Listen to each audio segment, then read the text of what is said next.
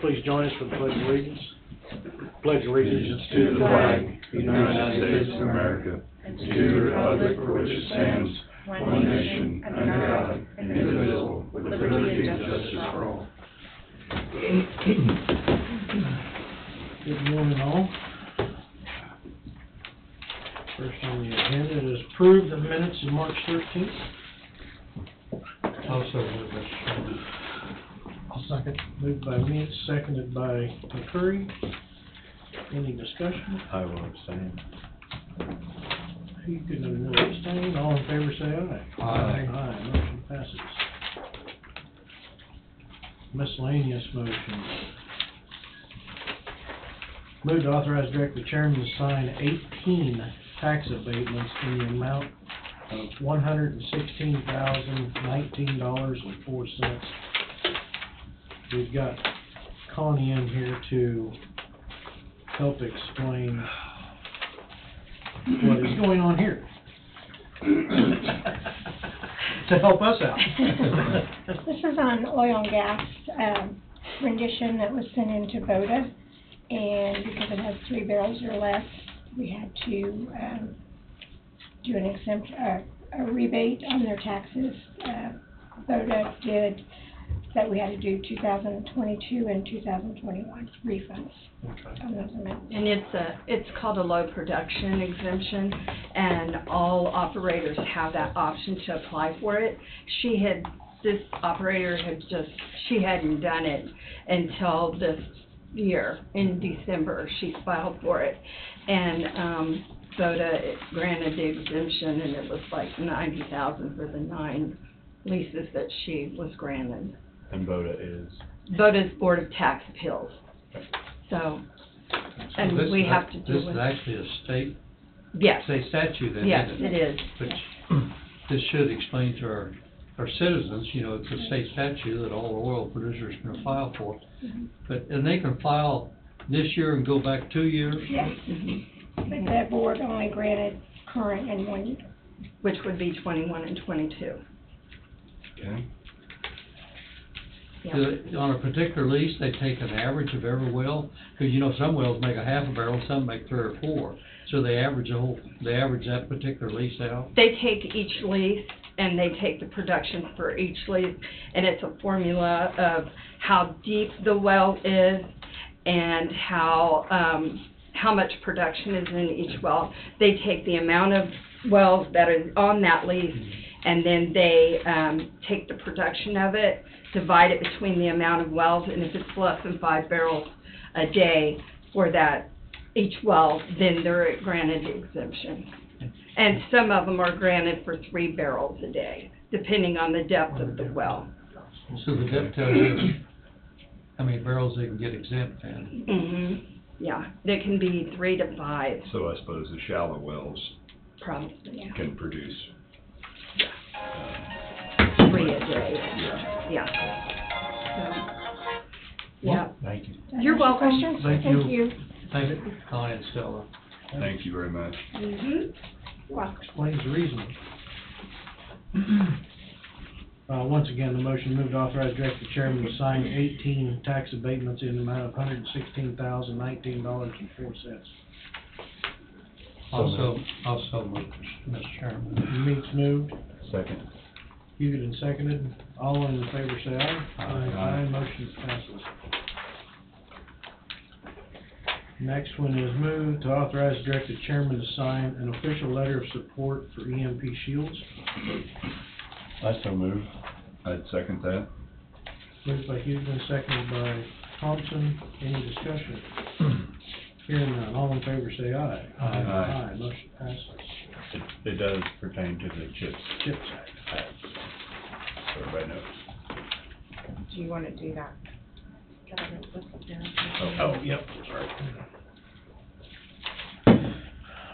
Move to authorize and direct the interim health department administrator to advertise and hire 1 public health nurse. It's a vacant right now, full-time position. I'll move. I'll second that. Curry moved. I guess any discussion? I was down there visiting with him with, things having to switch around the way they are. She's definitely down in there, she says. Okay. Well, we knew, yeah. And we already knew that we were gonna be down in there, so. Right. Moved by McCurry, seconded by Thompson, any discussion? All in favor, say aye. Aye. Motion passes.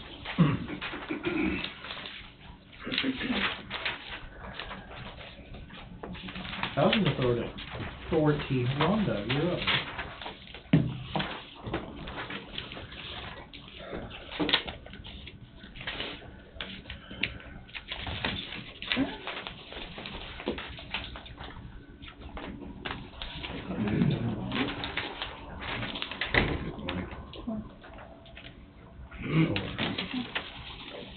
Okay. I'm asking for you guys to waive the landfill fees for Rosemary Harold at 1439 Third Road in Leroy. She had a fire, and she wants to build back sometime possibly, but she does not have a date yet, and she's not quite sure who's going to clean it up, but she wanted to start off with the waiving of landfill fees. She's living in a trailer house to the west of it, isn't she? I think so. Yeah. I don't have any, Also, Mr. Sherman, yeah, I don't have any problems. No, so, they weren't able to salvage much, were they? Looks like the fire department responded too quick. Yeah, made the hauling easier, couldn't it? Yeah, cut down on the hauling fees. very fortunate that Rosemary wasn't there. I know, or her Yeah. daughter, too. Yeah, Yeah. That's a plus. Nobody was hurt. Yeah. It's been moved by McCurry, seconded by Meeks, to waive landfill fees for this 11. All in favor, say aye. Aye. Motion passes. Rhonda, how's the triplex coming? Fine. Has it, sheet rock all done, paint, cabinets? I'm not quite sure how much I can talk about it with some of the stuff going on. I'm not quite sure. If you want to have a meeting with my board and stuff, I'm not quite sure. Okay. You got a target date on it now? No, not yet. I've had some problems with the gas line, just different things, so. Okay. Okay. Interesting. Anyway, Morning. Sheriff Johnson. You got the new podium.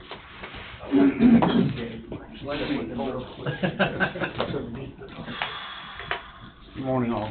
Morning. So several weeks ago, I came and talked to you, as Wade always says, planted the seed about getting my jailers up to surrounding areas' salaries. And the question that I was posed before I left here was, could I afford to do this in my budget for this year? And it's taken me 2 weeks to get all that figured out, but I can. So you were submitted the CP5s last week.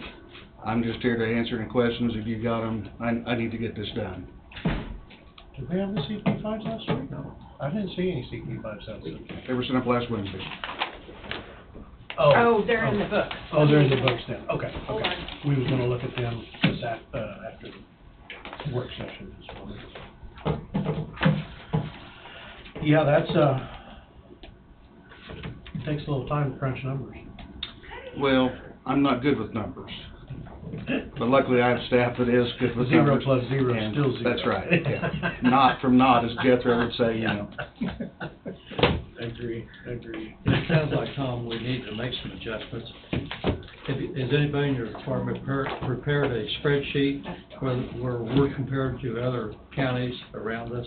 We have, Where we it's, can do some comparison? it's pretty basic, but as officially, do I have something set up? No. Do I have the numbers from the surrounding counties? I do. It's bad enough right now, gentlemen, that when sheriffs have all said amongst ourselves, hey, if you start raising pay, let me know, because my people will start leaving to go to you. I mean, we're just kind of, all talking to each other about what we're doing as far as salaries are going. So I can tell you, we're low. I told you we were about $2 low, and this doesn't bring everybody up $2. I think the most this brings anybody up is $1.40. But it's a dang good start. So by doing this, then we can get people on that, maybe that next tier, and start moving them where they can put their years of service in and get it. Folks, by 2025, when this new jail starts up, we may be looking at another little jump. Under 13. But I'm hoping right now that this will get us going and keep our employees here.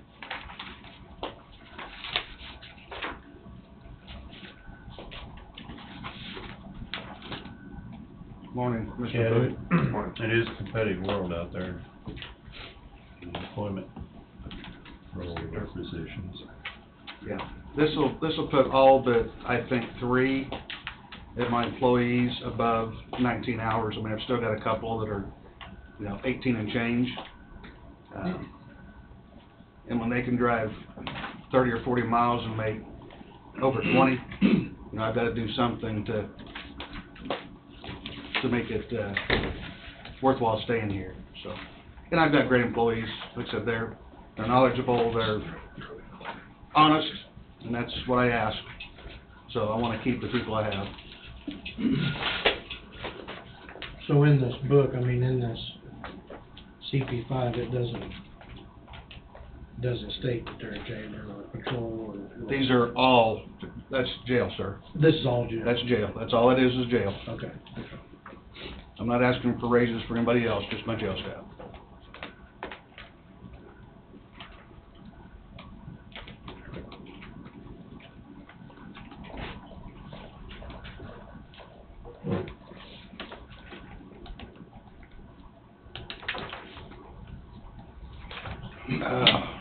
Both pages are jail staff.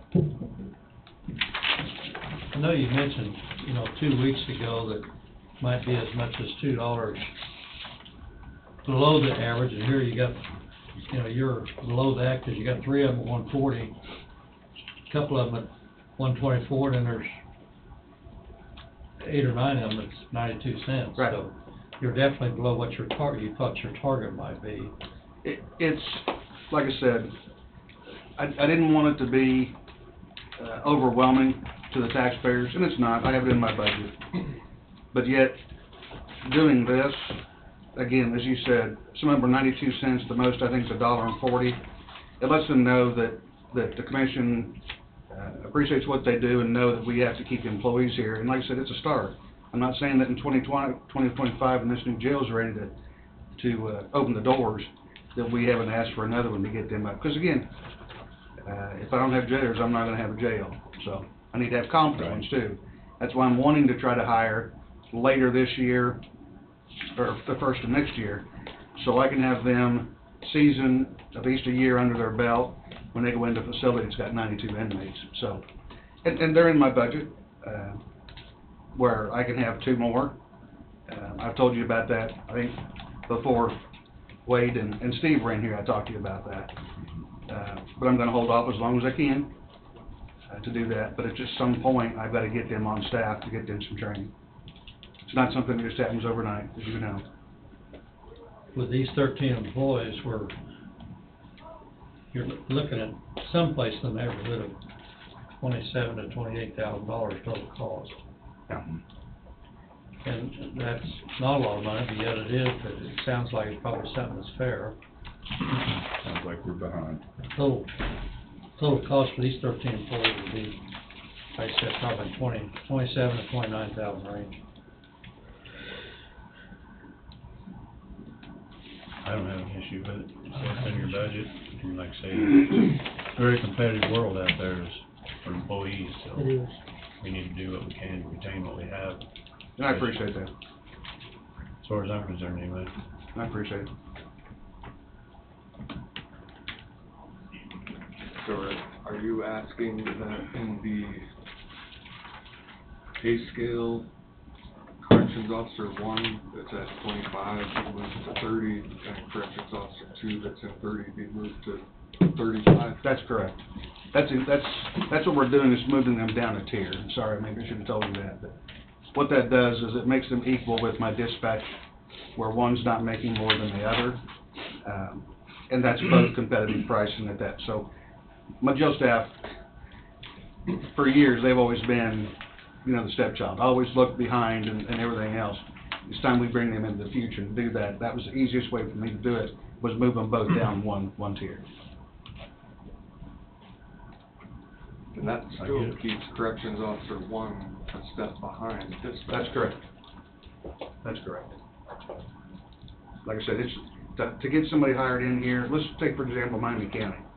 So, they're at $24 an hour. Lyon County is over $20 an hour. When you can drive, 30 minutes to Emporia, we have to start being competitive. And again, it's just happened in the past year. But they're putting it on Facebook, in the newspapers. Every time you see it, something pops up that the jail's hiring, and that's what they're paying. You said $20 an hour, Tom, that's versus our $18 an hour, or $17 an hour. Correct. So some of those that raise 92 cents make it, yeah. Right. Yeah. Okay. But you mentioned Miami County, they're close enough to Kansas City, they gotta compete with the higher, but Absolutely. just because we're far enough away, a little bit further away, we'll probably be a little lower, but we're also gonna be fair to the employees. Well, again, those employees, when they can make $3 an hour difference, $3 is $3, folks. I mean, as you well know, they're not giving, 2 cans of green beans free when you buy one at the grocery store. Yeah. You're paying for everything you have, and again, we're just making sure that they can afford to buy those green beans and pay their insurance and be productive citizens here. We can't do that when they're making $14, $15 an hour. Right. They're struggling every week, $3 an hour is over $6,000 annually. Yeah. So, again, I'm hoping the commissioners don't feel that I'm taking advantage of the budget. It's something that needs to be done, and it's well within my budget. Make this retroactive March 1st. I'd like to make it retroactive March 1st if I can. I just wanna make sure, this is all jail staff. That's correct. This is only jail staff. Okay. Can I check with Terry first to see where she's at on payroll? Sure. Just real quick. What do you have, sir? I'm looking at 7 down. I don't wanna say any names, I don't know if I can say any names. I don't know what, I don't have that page. You don't have this page, okay, alright, I'll just mark this, there you go.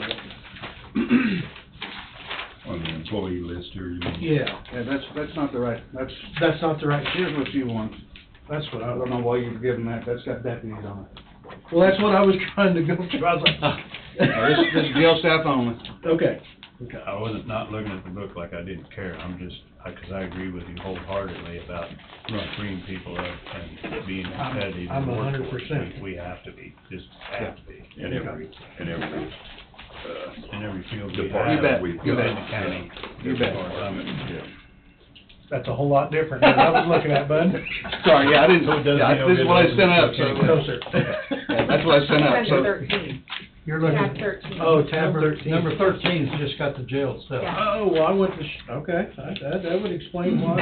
I don't know why I'd go to the sheriff's office, that shouldn't be anything to do with the sheriff's office. Right. I was at tab 13, but you was confused, so I assumed we was both on the same page. I was a deer in the headlight look right there, I don't know why. I had no idea where to look, honestly. I would think it'd be under the sheriff's office, but, Index in the very front of it. Okay.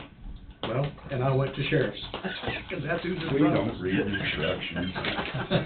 He's part There's of the index. jail. It's a He's part of the different jail. index. I thought it was all together, But again, silly me. repeat myself, that's the only reason I didn't open it, it's just because Yeah, you got my support on what you're trying to accomplish. And I appreciate Yes, it, sir. Jim. I do appreciate it. absolutely. I do. So, So do I need to do anything else? Do I need to make a motion that you do this, or what needs to be done?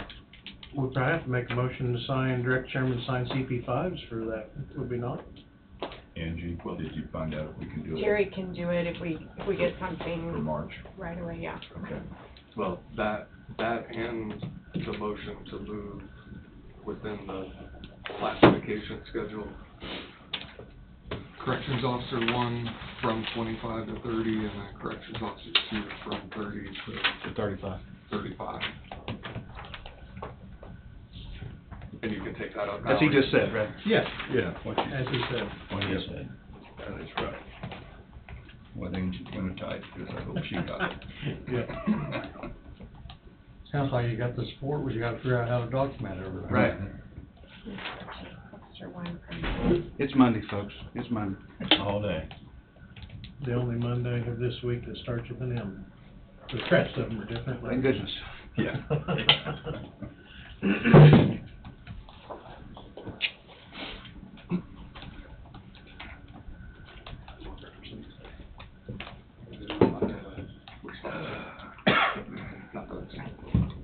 I didn't even, I was trying to.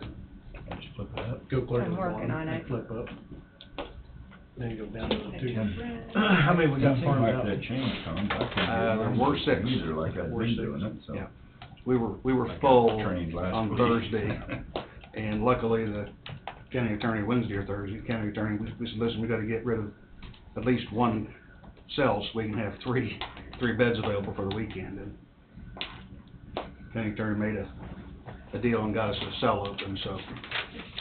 Just because you were full, were you full of 16 inmates or the 21 or 22? We were at 26. Oh. Yeah, we were full, we're farming people out, we're still farming people. So we were completely full here, plus we had 5 gone, that's someplace else. And we, nobody likes to, have people and then you make an arrest and there's no place and we gotta take them, so luckily, when we get pretty full like that, we talk to Wade and usually he's able to work his magic and get a hold of somebody's attorney and get a deal made for us to get somebody out, and that's what, he's been good about helping us when that comes up. Good. And sometimes we have Yeah. thank you. medical issues that I don't want to have the taxpayers have to pay for somebody's medical bill unless they are, out of necessity, they're a danger to the community, whether they're in or out, but other people, they'll let me know and I'll evaluate a case and see if there's something we can do so we don't have that burden on the taxpayers, which they should not have to pay. Kinda gotta weigh it and see what we can get Right. out what we can't, so. The last month we had an invoice for 4 for almost a whole month, might have been the whole month. Yeah. So, like I said, COVID's over, folks. Everybody's out committing crimes. Angie's got the motion here, Wade, did you see it, clear at the bottom, just above the to-do?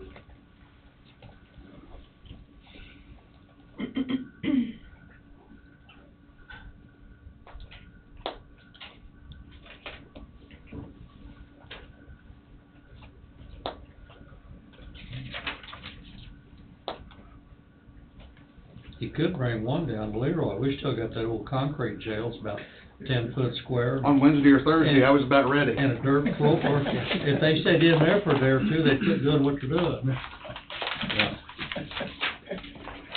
There's not enough words in it, Angie. Wade I doesn't just like it. say, you hate asking, but move to approve the revision to the current job classification schedule.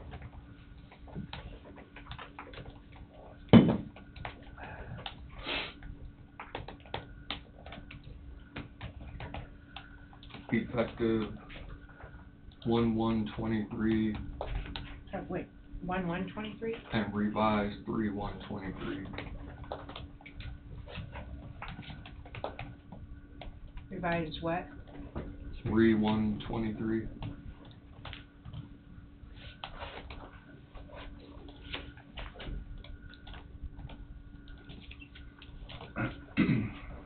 Adjusting. And then that should take care of it. Does that make sense? Yes, sir. All right, motion reads as follows. Move to approve the revision of the current job classification schedule effective 1/1/23 and revised 3/1/23, adjusting corrections officer 1 from classification 25 to classification 30, and correction officer 2 of classification 30 to classification 35, effective March 1st, 2023. So moved. I'd second that.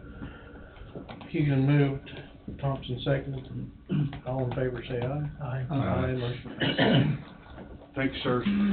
Appreciate it. Sorry for the deer in the headlight look. It's okay. I was gonna say, what you're looking at, I had a long list there, that's not the same as mine. We all got it, we got it taken care of, yeah. I'll get woke up. Thank you. Thank you. See y'all later. Take care. All right. Your turn, let me know.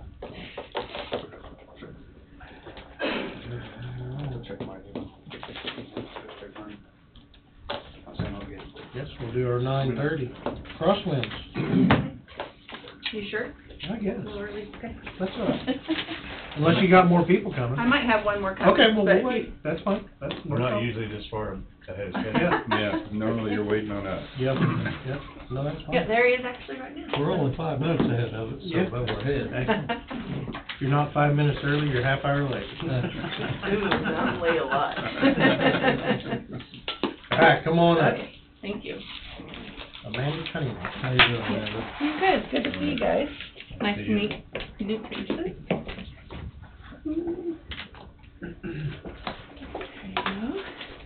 Thank you. Mr. Wednesday Monday is off to a Thank you. It's off to a good Monday. start. Thank you. It'll be over before we know it. They do go fast, don't they? Well, I'm Amanda Cunningham. I'm the CEO at Crosswinds Counseling and Wellness. So, to catch a couple of you up, we are one of 26 community mental health centers in Kansas, and we serve 7 counties. We're a private nonprofit organization. And so by statute, what we have to do every year is provide budget information to the commissioners. So my visit today is just more informative and make sure that we're meeting the needs of Coffee County. So with me, I have Sarah Stockwell. She's our CFO. She's also a Coffee County resident. And then Matthew McGee is our manager of the Coffee County office. And they're just joined as support today. So in your booklets, you will see a lot of different information. One, it contains information on board members. And so this is a report for 2022, which is hard to remember as we're already into March of 2023. But we are in need of Coffee County board members. So if you have anyone in mind who would like to serve that role, please have them get a hold of me. And then as you go through that, you can see just different types of information. One is our staff anniversaries. Just always like to point that out. Is we have almost 200 staff that we employ, and of that you can kind of see the amount of people who are staying and that we're able to retain and keep with our agency for a long period of time. And then the next page is all about our budget. So it's just a simple picture of revenue and expenses. As a private nonprofit, we operate off of a zero balance budget, so our goal is always to get as close to zero as possible. We have adjusted that overall net income for the year. The last 2 years we've adjusted it due to COVID. We were getting money that we wouldn't normally be getting, and so we wanted to make sure that you could see the actual numbers. This year it's adjusted because we're running a capital campaign for a couple of Emporia offices. And so you'll see that number taken out so that you can see just a total loss of $61,000. Then I'd like to just spend a little bit of time on data for Coffee County itself. So you can see that in that booklet, but I'll just talk a little bit about it. Total served in 2022 was 362 individuals. That makes up about 10% of our total clientele that we see at Crosswinds. As a community mental health center, we are charged with serving the high needs population. So you'll hear that as SED, which is severe and emotionally disturbed children, or SPMI, which is severe and persistently mentally ill adults. So these are individuals that have a little bit more higher degree of diagnoses, need more intensive services like case management, tended care, peer support. And so we served 151 individuals in Coffee County that met that criteria, which is 42% of the clientele that we serve, which is, our numbers were about the same as total served as last year, but there's been a pretty good increase in the SED, SPMI, and more high needs individuals that we're seeing. And then the total uninsured, which is important for you guys, because that's typically what we use our appropriations money for, and our state money is to go to how we serve individuals regardless of their ability to pay. So underinsured would be people without insurance or with people that have insurance that don't cover the services that we provide or very little. And then, number that always comes up when I'm talking to commissions is the emergencies that we provide. And so in Coffee County, we had 68 emergencies in 2022 out of 754 total that we provided over the 7 counties. So it was about 9% of all those emergencies. And that's up from in 2021, we had 54. So some new things that we're doing, Stepping Up Initiative, I believe you've had a couple of our individuals come in and talk about that, and if you haven't, then they're still working through that with the Sheriff's Office and the jail. But that's a national organization that's intent is to keep individuals out of the jail that have mental health problems, to try to reduce the recidivism. So individuals that continuously kind of come back in through the jail, specifically related to mental health. And so we were able to get a grant last year through the state that allowed us to place liaisons in each of the jails and to work with the different sheriff's departments. And so trying to reduce some of those individuals that are coming in repetitively, and then also work on discharge planning. So really starting from the start, identifying through a screen, do you have a mental health problem? Can we get you connected to services? And then can we help with the discharge planning? And so really working with those agencies to do that. We've seen a couple individuals that cause a little bit more distress to all of our partners, but continue to work with the liaisons, our individuals that are already working in the office in Coffee County, Sheriff's Office, County Attorney, trying to just make sure that those individuals are taken care of and that the community stays as healthy as possible. And then I believe I've talked about the CCBHCs in here. Lots of acronyms in our mental health world. That's a Certified Community Behavioral Health Clinic. So the state has pushed through legislation to financially support these types of clinics.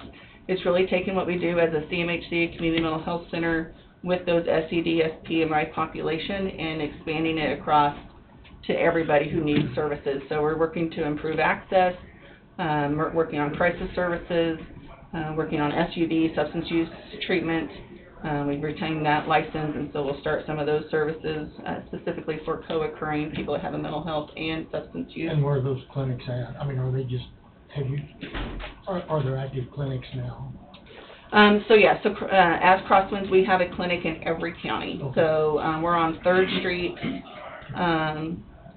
I don't know the exact address, 103, 301? Yeah. 109. 109. That's close. On 3rd Street, and buildings, for... I just didn't... Oh, yeah, there's a map on here, sorry. I'm sorry. No, it's a great question. So we have a building in every county. Coffee County, we could use a larger space. I think I talked about that last year a little bit. We've talked to a handful of people about keeping our eye open, what are possibilities in the building we're in, are there possibilities of other things, and so it's a continuous conversation, but if you know of a space that's bigger than the one that we're in, we are needing that. The more services we provide, the more people we need to provide them. It'd always be good. And we'd like to have a group space in there, so a larger opening. We serve kids in the summer. Right now we work well with the school districts, and so we're in the schools. It'd be nice to have our own space that could kind of take us on for that. So with the community, Certified Community Behavioral Health Clinics, we have put in an application to the state with the hopes that we will obtain provisional certification in July of this year. Actually, last week in one of the legislative sessions, it's not set yet, but Senate passed it. They're hoping the House will pass it, that we can go sooner. So right now, the statute's written that all community mental health centers by July of next year will be CCBHCs. 9 went last year, 9 this year, 8 next year. We're trying to change that language that we can go when we're ready and not have to wait till July, because right now they're kind of holding on to all those applications till July. And what that does, again, is allows that, one, it changes our from a fee-for-service to a cost-based reimbursement.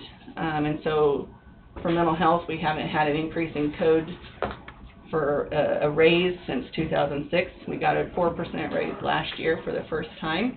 And so that's made it really hard to be competitive in the services we provide. And as you guys know, hard to keep staff, especially in our rural counties. And so this will allow us to be more competitive, have the people here to provide the services and at the intensity that we want to. And so we want to push through that as quick as possible and get that status so that we can do that. And then the last thing I want to make sure you guys are aware of, and I know we've sent some correspondence, but on May 5th, we will be hosting an event. So some of you that have been around longer and have come to a couple, we typically had an annual meeting where we provided a report to those in attendance, and so we invited all of our commissioners and some other individuals, and we had our staff come and do an appreciation. Then in November, we often had a legislative reception and invited you all back to that. We've combined those two into this event in May. It's Mental Health Awareness Month, so it makes sense to do it that month. So we'll have that presentation first, and then it's going to be followed by a comedy show, and so it's going to also be a fundraiser that night. So it should be a good time. It's a presentation, dinner served, and then entertainment. That's held in Emporia? It'll be in Emporia. It'll be at the, what'd you say? Is that held in Emporia? Yes, it'll be in Emporia, at the Old Theater, the Granada. What's the date? May 5th. If you haven't gotten that, let me know, but I think there's been emails that have been sent out, so it should be a good time. What time to start? 6:30, maybe? I think 6, and then the comedy show starts about 7:30. Okay. We'll get that resent. So it's held in the Old Theater? Yeah, the Granada. Granada. Yep. So, should be a fun night. I may have asked this question last year, I don't recall, but I see your bad debts is only $84,000, and I don't mean that the way it is. I mean, that's still public money. Would you have a lot more bad debts if you didn't have grant money and have other funds coming in? So that line would stay the same, it's just that some of that money would cover it on here. Why, it just depends on how much we actually choose to write off each year. So if you go back about 3 years, we changed electronic medical records. And so that created some stall in how we were getting bills out, statements out, as well as individuals sent to collections. And so we actually have a pretty high actual bad debt that we could write off. That's how much we wrote off this year. Because you got a $12 million in revenue, so 84,000 of that's... Nope, it's not that low. And then, the other number that's on there is the amount of money that we, don't collect because we have an internship program, so our interns cover all of our jail services and the underinsured too, and so sometimes the individuals that otherwise would have a bill don't get one because we're doing that for free. So that's a good question. I can get more accurate numbers for you. No, that's all right. On that too. Yep. Very essential program. Looks like it's a Yeah, really good thing Jones Trust is. Yes, thank you. supportive. Jones came big for us for our campaign in Emporia, and we can actually get some property or a way to expand here in Coffee County. I know we've already talked to them about their willingness to help support that too, and so we just got to find the right place. Very easy to work with. Yeah, Yeah. and they want to support Coffee County Yeah. as well. So that conversation's already been had. We're just need a spot. What size of square footage are you looking for in Coffee County? That's a great question. I'd have to go back and look. I mean, probably at least double what we have now, which I don't know what that size is. That's good, and that? Yeah. So I will send that as well with the invite. I think last discussion was around 3,000 square feet, if I remember correctly. That would be nice. Yeah. You're in about 1,200 or so now. Yeah. What's the old armory? Did that sell? Is it? Bruce Trimble. Bruce Trimble owns it? How big building do you need square foot wise? Well, it sounds like maybe at one point I said about 3,000, but Okay. I need to go back and check I our. didn't catch that, so. Yeah, we haven't ever sat down and made a footprint. We've had a wish list. We've talked about some things, but at least double what we have now. Okay. So, and Matthew, since you're here, do you want to talk about services we've got going and some of those things? We got plenty of time. Oh, good, yeah, I got extra 5 minutes, right? You don't got to rush. Don't turn them completely loose, Jay. I want to eat lunch. Maybe supper. Get out my scroll. I gotta be in Garnett at 4:30, I gotta make that. So one of the services we provide is MedClinic, which operates in our office once a month. And that is kind of an exceptional thing because it's not easy to get access to a psychiatrist. It's kind of hard to get even psychiatrists in rural areas, even in towns the size of Emporia, I believe, wouldn't you say? Mhm. And so getting clients in Cobb County access to a psychiatrist is even more challenging, but our MedClinic allows access for that, and I think they have their first appointment in person in Emporia, but after that they are able to come into our office and just access the psychiatrist by Zoom, right? Just to provide updates and make those adjustments, and that it works out really well because if a client doesn't have easy access to that, then they'll often won't stay consistent with their medications, and that leads to a lot of regression. And so we're very happy to be able to provide that. We'll have summer groups starting soon, and so we're hopeful that that will go well this year. Last years we've been in the middle school, but they're doing some remodeling this year, so we'll be in the high school for this summer. And what was shared is by Amanda is just kind of maybe an overview, and what I wanted to provide for you today is just to look at a few examples of how Crosswind Services has affected a few individuals. Our case manager Craig has been working with a young man, and that his work with him has led this young man to leave a toxic work environment in favor of a job that fits him really well, and he's already been promoted. Craig's involvement has also led this young man to leave a housing situation in which he was being taken advantage of financially, and find his own apartment, enabling him to pay his bills on time, and he's happier and more confident than ever.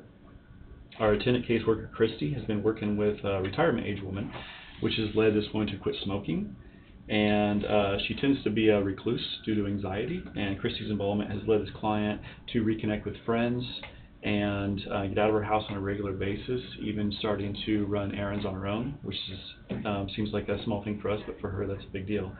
And Christy also connected this client with RCL to get a worker through them to help clean the client's house and help her to become more organized. Our therapist Eric has been working with a child who, before working with Eric, had been moving from foster home to foster home. The foster parents, who are usually somewhat trained, were not able to handle the level of difficulty of this child, his defiance and manipulation, and now he has been able to finish an entire year of school for the first time in his life at the same school that he started in, and he's on track to make that a regular thing. At school and home, he's following directions well and is even able to handle it when he doesn't get his way. He's been able to form genuine attachments within his family, and that's, think about how much this will change the complete direction of this kid's life, right? One of my clients is an upper middle-aged woman who has struggled with alcoholism for decades, leading her to constant financial, relational, and legal problems. She's now managing her emotions well without alcohol, has completely addressed her legal problems, and has developed healthy relationships in Alcoholics Anonymous and her church. And now she has gone back to college and has attended college and is preparing to begin a career. So I just want to share these examples. This is the kind of work that we do, the changes that we're working on making with individuals, helping them to be less of a drain on resources and actually, not just kind of achieve buoyancy, but above that to being productive members of society.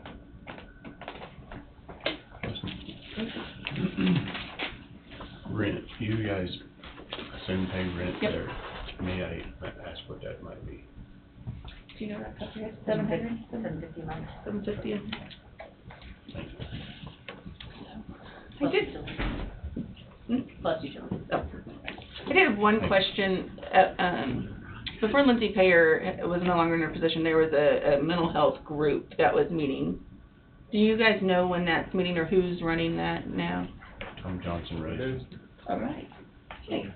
I can, get with you on our next date. Thank you. So we want to work together with that, with people that are here, so we want to make sure they're connected, so. Awesome.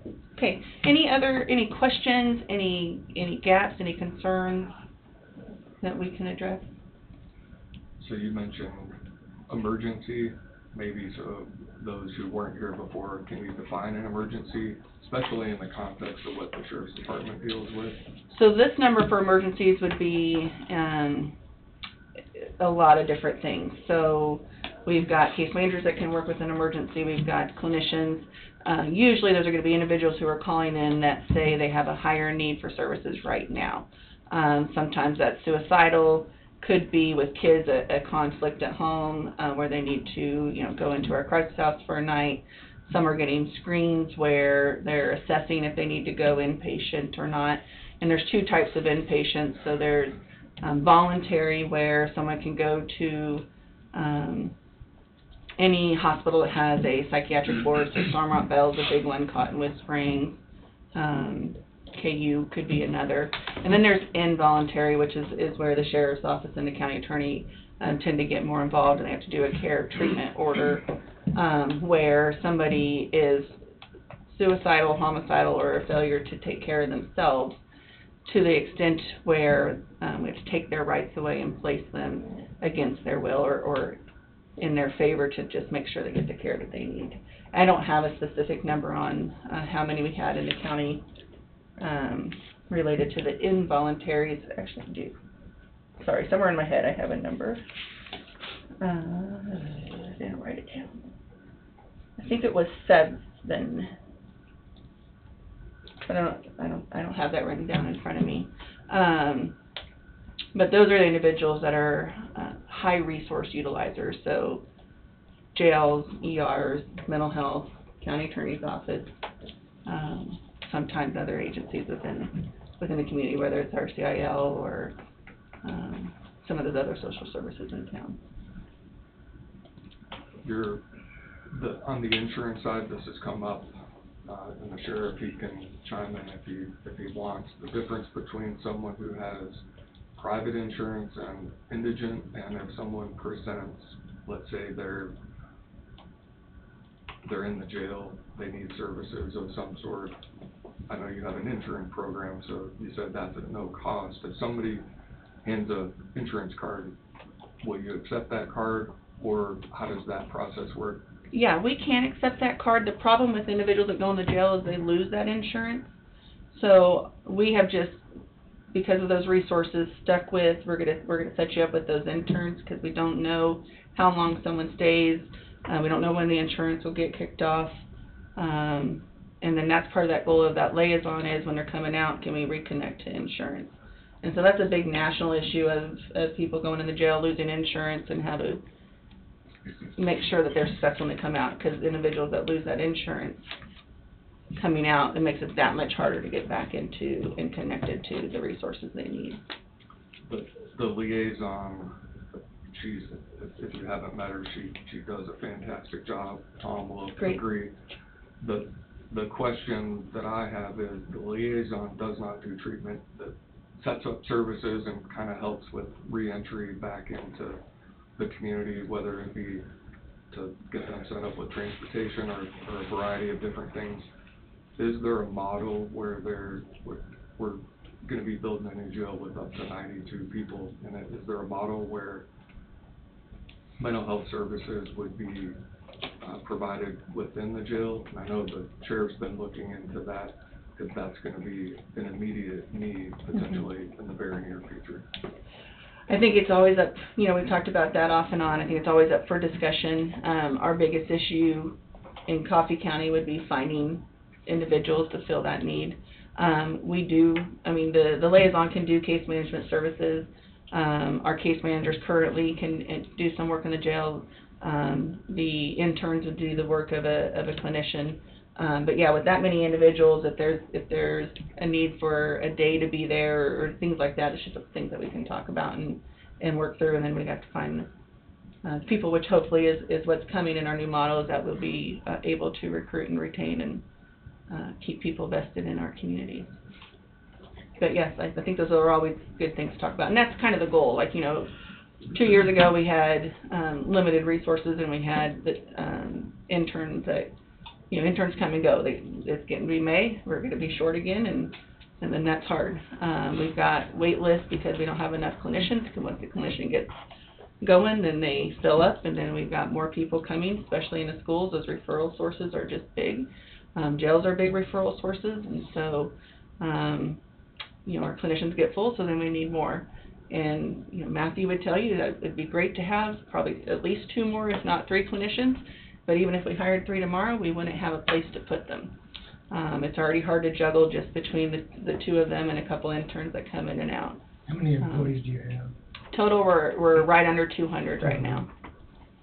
Yep. And that's for the whole For the whole agency. agency. Here in Coffee County, we've got 2 clinicians, tenant care worker, case manager, office manager, and then some, So are you fully staffed, or are you short-staffed? Short-staffed. Short-staffed, yep. as everybody. We keep an ongoing listing for therapists, because again, you get them and they fill up. Sure. And then if someone leaves, then somebody has to take on those individuals.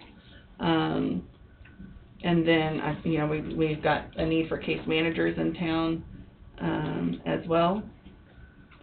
We are full in our medication clinic, so we can take as many people as we need to right now. Issue in Coffee County that they want to come to our county office. We have a televideo room, and so we've got to schedule that accordingly between therapy and the medication clinic. So, all the specialized employees you need to fill all the need, you evidently having a pretty difficult time keeping a full staff. Yeah, and mostly, if you pull out we have a lot of part-time, like summer staff, attendant care that come and go, but there are a lot of college students. Our clinicians have stayed for the most part over the last 3 years between COVID and now. There's been a few that have left, but we get them out of Emporia State mostly. Sometimes they decide it's not the career they wanted it to be. Once they intern, is that right? Once they're done with their internship, it's been a tough career. It is a tough career. Sure. And then as a community mental health center, there's just other places right now that can kind of take them and do similar work and be more competitive. And then some want to go home and raise families, so they get to that point in life. So we kind of lose them after a couple of years, and that's kind of community mental health centers across the state are seeing that issue. They kind of train them and then they move on, and that's some of that CCBHC hopefully is to kind of stop that trend and make them careers. So. Do you pay for any tuition for any of them that go to Emporia State? We have Are you yes. pretty aggressive on doing that, or? We have implemented many recruiting attempts, and so, if you're an employee of ours and you want to further your education, we'll help pay for that. We help with the training to pass their licensure. We help to get their clinical licensure. Lots of different things. If you pay for it, do you require them to stay 2 or 3 years? Depends on which one of those things. Okay. Mm-hmm. Which category? They're But the tuition, we do ask for them to stay. 2 years. 2. Yep. I think our chief hope right now, like Amanda was saying, is that with that, acquiring that higher level status of treatment center, that we'll be able to offer a more competitive wage, which will not only attract more people to serve with us, but also retain. Yeah, and we're already seeing a little bit of that. We've been really stretching our budget to try to do those increases ever since they announced that we might have to have $15 minimum wage. We've been trying to give increases here and there because that was a huge jump, and if we did that all at once, we wouldn't be able to be successful with that. So we've been trying to do that, and especially with those clinicians, and make sure that we can get them and keep them.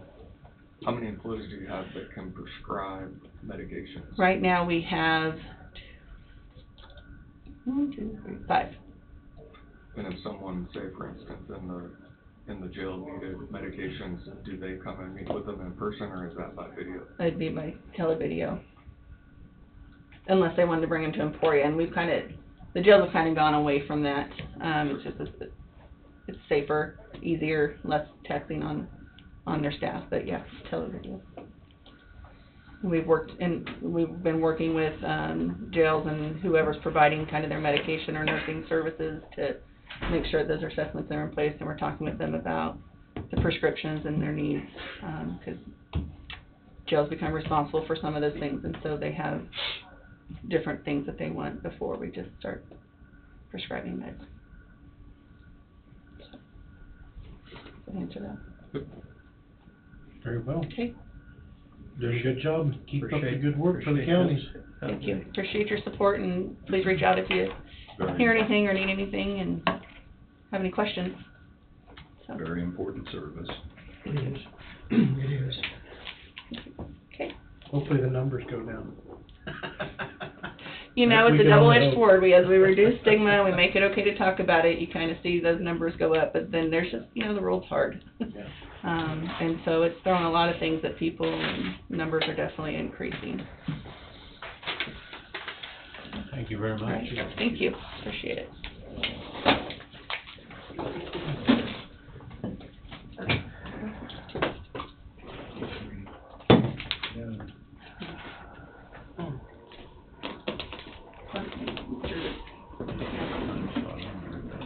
Yeah, that's what it says. Okay. Brian, you wanna do your 10 o'clock a little early? Don't matter, you guys take a break and come back however you wanna do it. You're here. Let's just go ahead and do it. Okay, sounds good. Yes, I'll be downstairs. Have a good, spring break? Very good. Had a nice trip. Down to Nashville, hung out down there for a few days, so, listened to some good music, got to play some good music, and good time. Cool. Good getaway. Did you have a specific thing you was going to play in? No, I played, but there was a specific band we went down there to watch, Oh, and then met some musicians down there and got to play, and went to a few music stores and got to play a $225,000 guitar, so that's something that I wasn't expecting. So Did you hold it or? oh yeah, no, we held it and You had a played it firm and grip, though. yeah.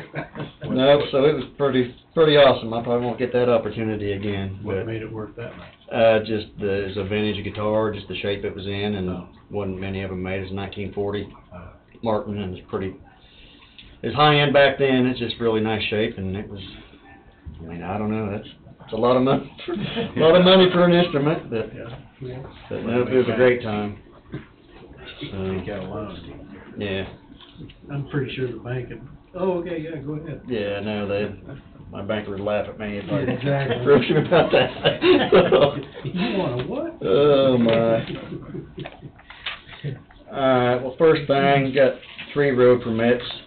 2 of them's water line crossings for, up around Osage. One's around 20th and Badura, and Reaper and 20th. There's just gravel road crossings there.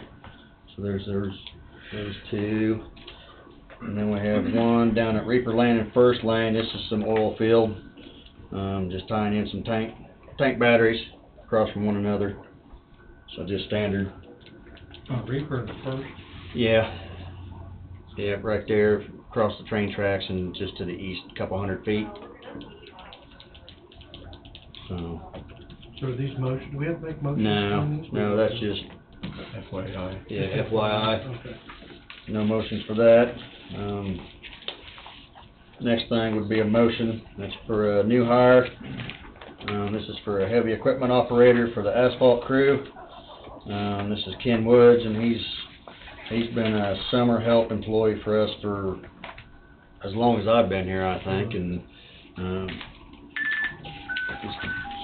decided he would like to come on full time. So a great employee there, so we're excited to get him. Alright, motion 2023-10.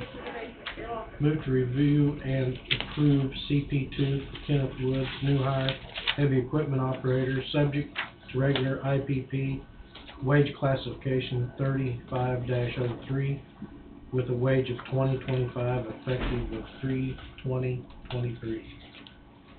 So moved. I'll second. Moved by Hughie and seconded by McCurry. Any discussion? Hearing no discussion, all in favor say aye. Aye, motion passes. All right, thank you. The last thing here is, landfill. You know, I know there's a few things, started gathering some information looking at, but this is a request that come in, and, it's been coming a few months ago, or maybe the end of last year, and this is from United Tire Company, and basically they pick up our tires, then, they go and they process them, cut them up, and shred them, and then a lot of times they bring tires back into us. So they are just requesting, they would like to bring 69 tons, which is the amount of tons that they took out last year. They would like to bring those back to us at the in-county price. In exchange for that, they said they'll keep the 2023 prices the same. So essentially you're looking at, there's a $10 difference between in-county and out-of-county tonnage there, so you're looking at $690 is the difference they would not have to pay. So basically, they chewed them up, did whatever, they want to bring them back and dump them in the landfill. Yes, yeah. What did they charge us to take them? They charge $175 a ton, which that's the same price that the company before. The only thing that they didn't have is the company before was charging like a 14% fuel surcharge, okay. And they don't have that here. So, I mean, even if you added that 14% in there, this would still, still cheaper to dispose of our tires this way. But, I think they would like to have some discussions later, for future, maybe they would like it to be set up this way going down the road, but we're a ways out from discussing that. This is just, like I say, this is something, request they made back in December, and they hauled a few loads in here, I know last month, but they paid the out-of-county price, but I told them I'd mention this today. I mean, I don't... Where are they out of? United Tire, I'm not for sure. I think they're from down south, Iola area, I think. I know them, and Champlin's the other companies that we've used. United used to be right there, block east of the road that goes through. They have the tire company there. And that's in Iowa. It's in the west side. Yeah, that's what I was thinking. They were down there. United's been down there. Calvin Sutton used to own it, but I know it's been there for 50 years. What's the in-county rate? In-county rate is $15 a ton. Out-of-county is $25 a ton. So they're talking 69 tons of tires they hauled out last year. They just want to bring that amount back. So they want to bring that amount back to 69 tons at the in-county rate, and then anything above that would be the out-of-county rate. I think it's fine to do that for now. I know we've talked about maybe looking at some of our prices here moving forward. I'm gathering some information on some of that, and hopefully around the first of the month maybe there'll be a few things with the landfill we can discuss. But I think what they're asking here is not unreasonable. And you can use it for cover, right? Or no? I don't think you can use it for cover. No, I think you can, but there's got to be a certain depth to it, and so we're just exploring some of that. I know there is a couple options for the chewed up tires like that. I think a lot of it is how they're shredded. If they come in and they're just cutting, 3 or 4 pieces, or if they're actually, shredded. And so that's, I don't know. Honestly, this is something new I'm getting into and looking at here.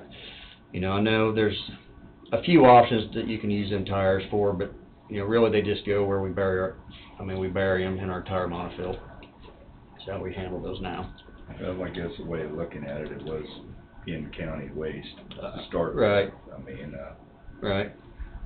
I guess if we're one way to look at it anyhow. Comparing apples to apples. Well, like I said, it's still, I think it's a reasonable request. I mean, being just how much cheaper they are compared to the other company right now, and, you know, I don't know what their rates would go to. I mean, I think they would probably just offset a cost like that to their rates for the upcoming year, would be my guess, but, haven't really had that discussion with them, what the rates would change if we decided not to do this. I'm fine with it. It's our home tires that we're bringing, you know. Yeah, same equivalent. Do we need a motion for that? Wait, that's a dumb question. And I didn't think to get a motion wrote up before I came on that one. Motion to authorize, what'd you say, Champion?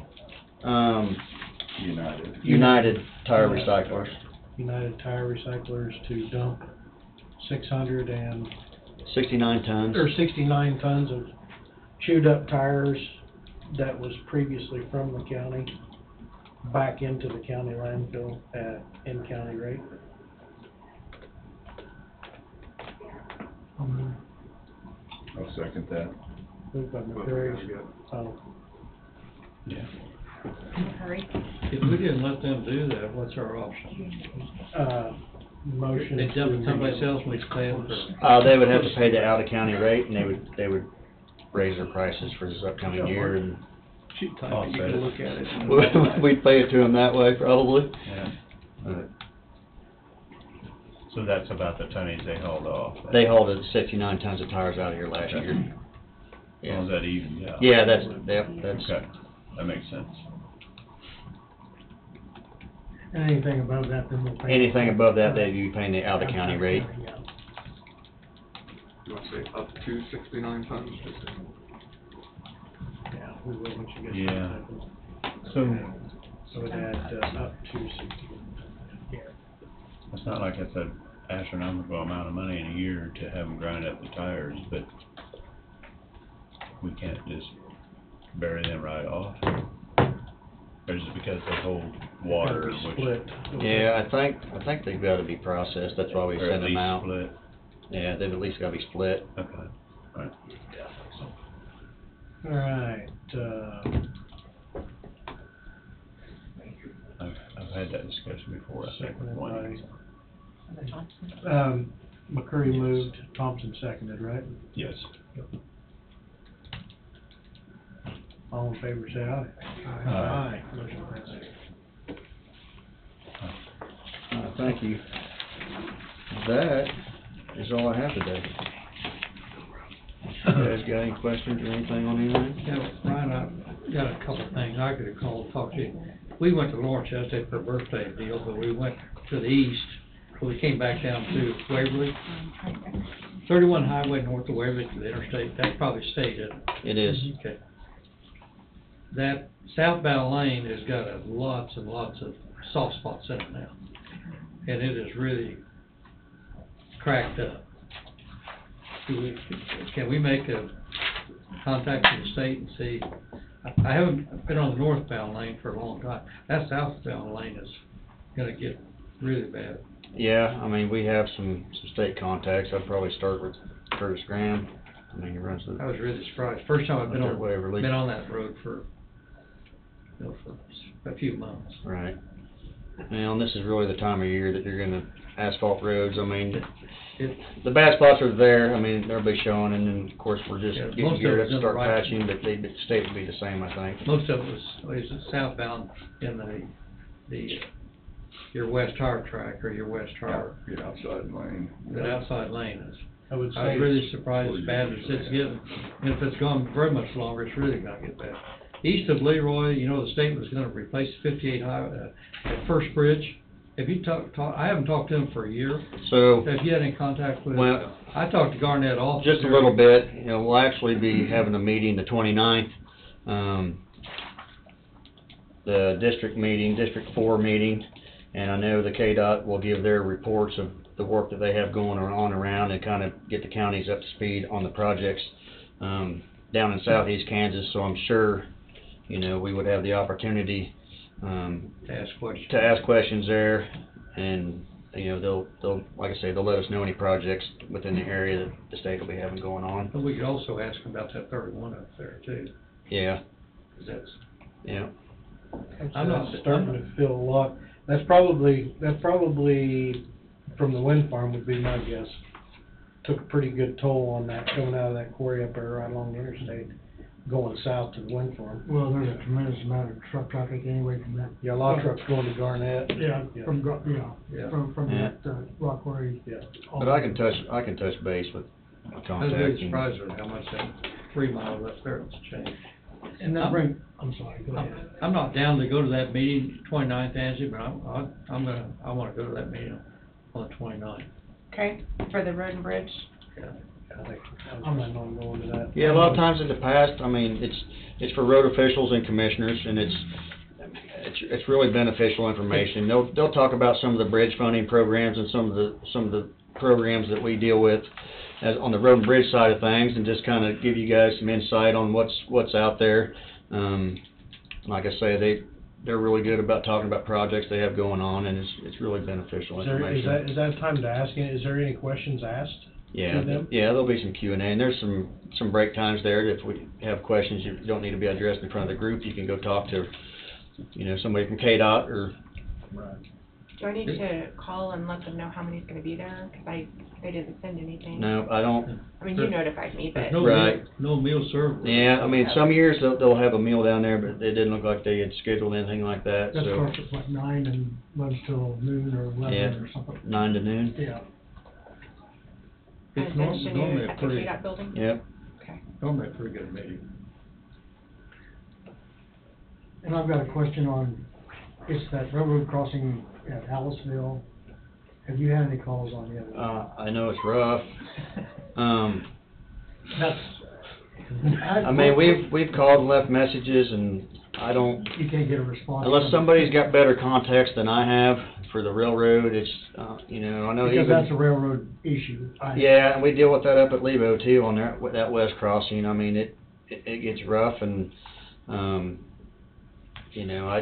It was just a question that was. we can touch base again. I know it is, they come through and worked on it, and it was the best crossing in the county, and now it's not, so. Because you can't do any approachments without their consent. Right, I mean, and they- so. it's got to be their. Right, and so with that asphalt we're gonna be doing in Lebo, we've gotta start trying to contact the railroad, because we're wanting to work up to the railroad tracks there. And so I know anytime I've dealt with the railroads in the past, it's been a tedious process to get. They're pretty independent. Well, and to get to who you need, I mean, I've got a list of 50, 60 contacts, and 90% of them those people are no longer there, or they moved on, and so it's just. The biggest thing and the best thing that I found when I was battling the Lebo crossing, I had to get really, really severe with them. Not even a lawyer severe yet, but I told them they was gonna start getting bills. And then I put it, there's a phone number on that crossing, on the arms, there's a phone number, you gotta call that phone number. All right. And then you can get Then you can get to chewing. And the more people call and chew about it, the more is gonna, you gotta get people involved to call that phone number. There's just been a couple of calls, and I didn't know if Ryan, he's Yeah. aware of that. I mean, that's. I'm Yeah, sure I you mean, were. I know Jeff dealt with some of that Yeah. here after they'd worked on it, and, Is that an angle track or is it running straight across? It's running straight across for the most part. Yeah. That was the problem they did not understand, BNSF did not understand that the one at Lebo was at an angle. So when they come in and raised it up 3 inches, Oh. that would cause Yeah. this number. Yeah. And so I told him, I said, you're gonna have to bring the road or the tracks to meet. Yeah, the one at Aliceville is straight across. It's an angle 30%. It's It's an angle to Just 30%. a hair, but it's a different setup than what we got in Lebo. It's Yeah. flat in Aliceville. I didn't realize it got rough. I haven't been over some time, but 6-8 months ago, that thing was pretty smooth. Yeah, no, it's, you haven't been on it since they worked on it, Dan, because it's. They fixed it. Yeah. They fixed the track and made everything else They fixed better. it, so. And that's what I had to explain to them. Yeah. Y'all messed up, so. It's pretty diagonal. So. My best thing, I'd say, get the phone number of that crossing out on the good old social media and say, call this phone number and complain about this crossing. That's Missouri Civic there, I wonder if they got a phone number on like Santa Fe does. They all do. All the They crossings do? have a number for emergency Okay. Yeah, contacts. yeah, that's what I would suggest, get as many people involved as you can, because the squeaky wheel gets the grease That's on right, that it thing. does. Very well, Brian, do you have any contact? I know it's Monday, first day back from. No, I'll get in touch with him out here. I mean, he made some valid points, and basically we did some work on the road out west of town. There's some other work that the mile needs, and I think there's questions on why we didn't do that work while we were there. There's kind of two sides to it. One, the work we were doing on that road was requested work. With the fence out of there, we were able to ditch that and roll some dirt back. There's some other ditching that needs to take place, but there's fences there, so we need to roll the material in. And this time of year for that type of work's not. It's got to be dry. So it's just a matter of having a conversation and just kind of explaining why we did what we did there. Very well. I was planning on going and looking at it as well. Yeah. So if I can get a chance, maybe get out of here early today, go out and take a look at it. The Lebo crossing, there were attorneys involved in that because the city attorney, the county engineer, myself, and BNSF had a meeting to discuss some of the issues with that. When that happened, question for Ryan, speaking of roads, NextEra, and I think I've looped you in on a conversation regarding a road use agreement, and then there's some other setback question that they have. Have you been contacted by them in reference to? No, Heidi contacted me, and I told her to send an email out to you and I, because I know you've been dealing with some of that NextEra stuff, and we can have a meeting whenever as far as the road use agreement side of it.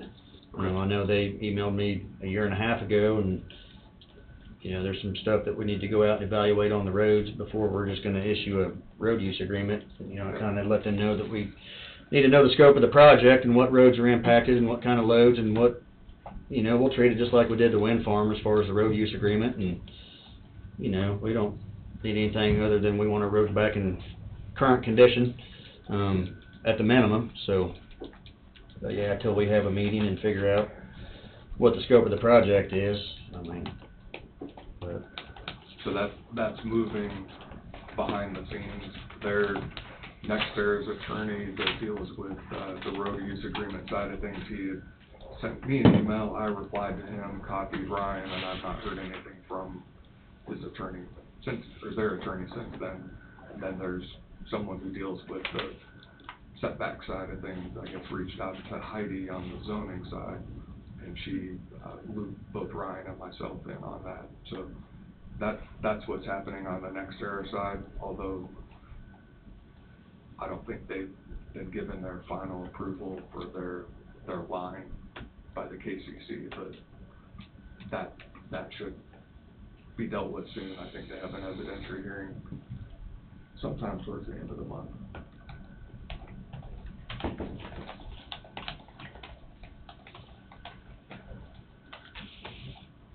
Very well. All right. Thank you, Ron. Yeah, thanks, guys. Have a good week. Have a good week. You too. Hey, Ryan, do you want to just get that later? No, I'll get it now. Okay, thank you. Take a 10-minute break. Everybody good with that? Yep. Come back at 10:28.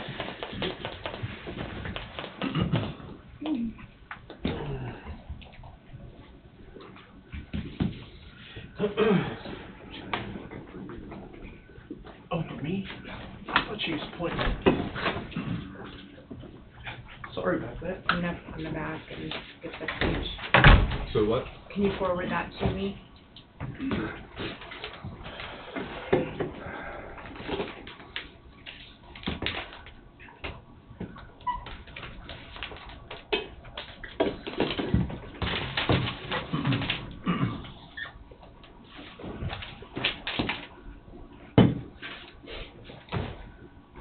Well, that ends our agenda for today. I'm sure we've got other things to do here. I suppose it'll probably be on roundtable to do list.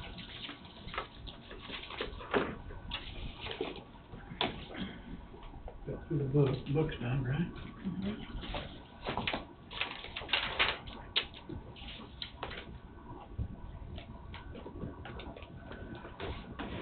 We'll start with Wade for roundtable.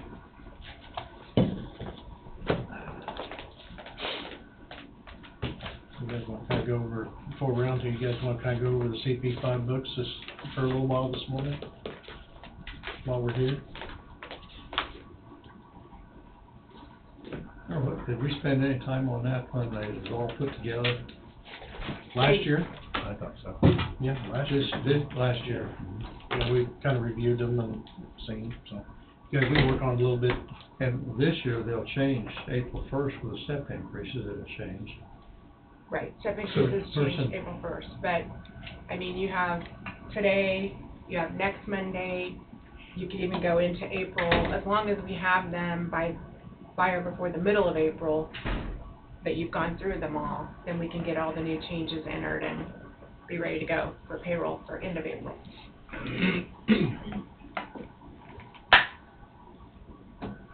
So you don't have to, like, do it all today. Yeah. No, that's what I was saying, we just Yeah. worked through Yeah. a few of them.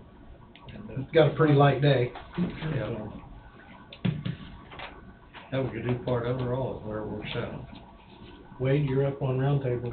We'll hit roundtable before we. Let's see how long that. Yeah, that might take us to noon, so. Good. Topic number one, and I've been working with Commissioner Thompson on this. This is the pasture crop lease agreement, and I think Commissioner Thompson met with the party who's been a part of that for the last 5 or 6 years, and I contacted him on the phone. yeah, so there's some notes that were passed on to me that I just need to go through and make That's sure. just my scribbles just for some stuff. Sure. That thought need to be included. I'm not writing your contract. Right. But I just want to be able to meet with you to make sure I understand what that conversation entailed, so that should be taken care of within the next week. And again, that's the same party that Chairman Knight will abstain from, so, which is the way it needs to be. So I know Commissioner Huguenin was not present last week, and it involved some land up at the Bailey property that's been hayed and otherwise for the last 5 or 6 years. So, We touched base on it the week before, so Yeah. I'm kind of in the loop, if you will. Yep. Yeah, the tillable is so that we went over the arrangement we would need for that and with the individual. So sounded totally workable to me, yeah. Something will be formalized, so that the county has the document to fall back on, and the person who's renting kind of understands what's happening on the county side as well, because things potentially can change very rapidly with that property. So, issue number 2. I'm gonna hand out another document from Advantage Computer. This is for the Prasco, Steve Prasco court security project. Okay. Why this is being handed out and what the relevancy is. I'll give you it has to do with anytime you have any construction that is over $25,000, there has to be a performance bond that's provided to the county clerk and approved by the county attorney before beginning. Originally, the quote did not include that performance bond. That performance bond, you can't move forward without it. It's the law, what the law requires. So that is the performance bond that Steve Prasco was able to obtain the quote for it from his insurance provider somewhere in the Iola area. So I'm not sure if there's any questions. I think Steve Prasko would be willing to come in and answer any questions. He just isn't on the agenda. I thought I'd just hand it out, see if you had any questions, and then move forward from there.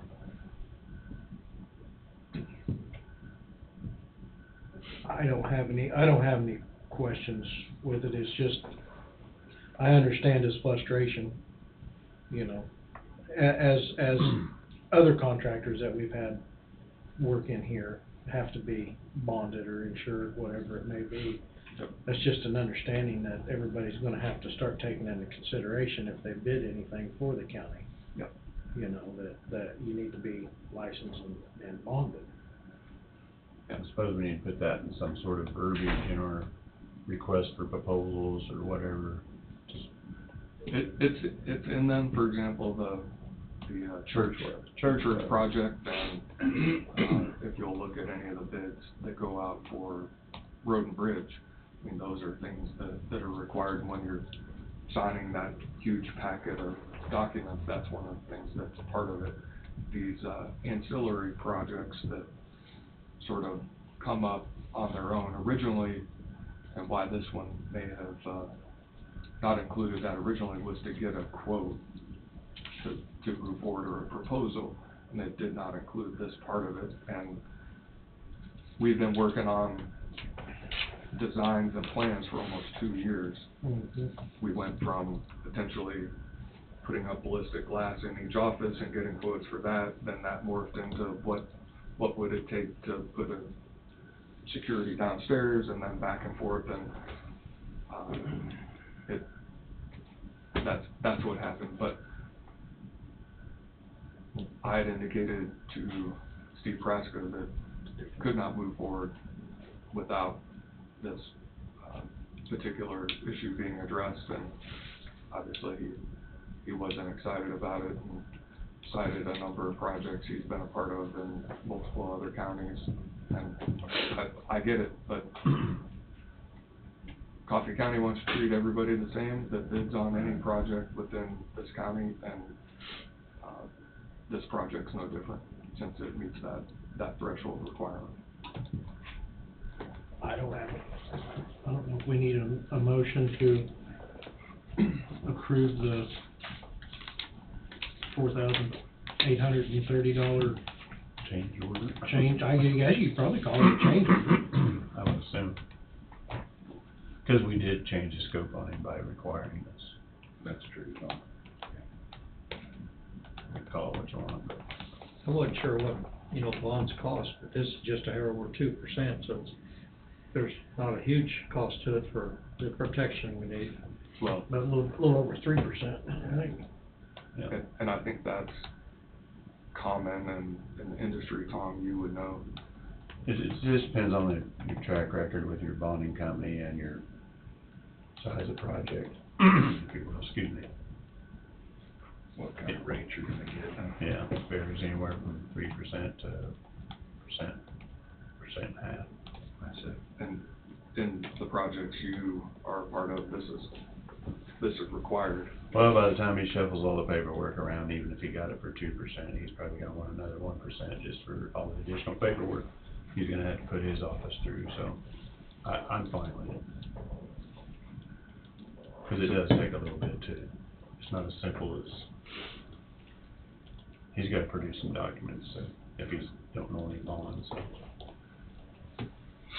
So this is supplemental to or part of the Coffee County Courthouse Sheriff Guard Station and District Court Security Entrance Project, and to the quote or proposal that was authorized by the board on,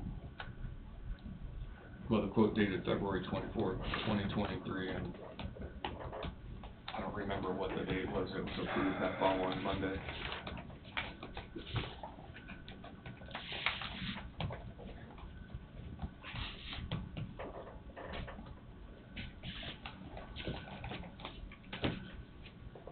Date would have been February 24th. Been the 27th. I believe that's right. We might just wanna double check in the minutes, I don't have that in front of me. I can pull it up.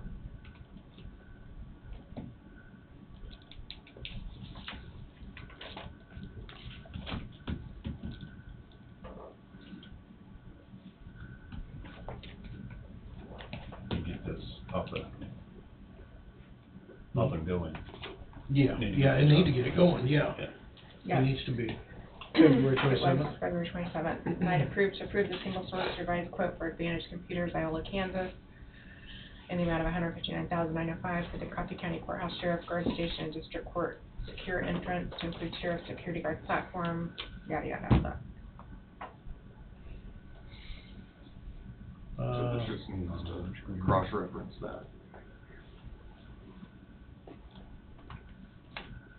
Motion to approve $4,830 change order of performance bond for Coffee County Security Project quote. I just added more in there. Yeah. Oh. To reference that for you, Okay. hold up just a second. And it went smaller print, that's where I got lost at. Yeah, I had to stop you. I don't have a button, so I just stopped you. Shot caller. I visually stopped you. Okay. All right, we'll reread it. Move to approve the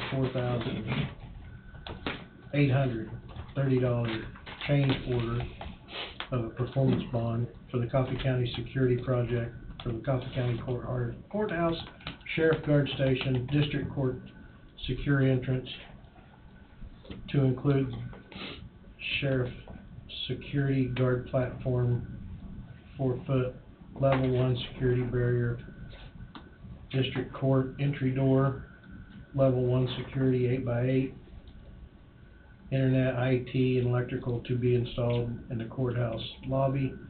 Quote date February 24th, 2023.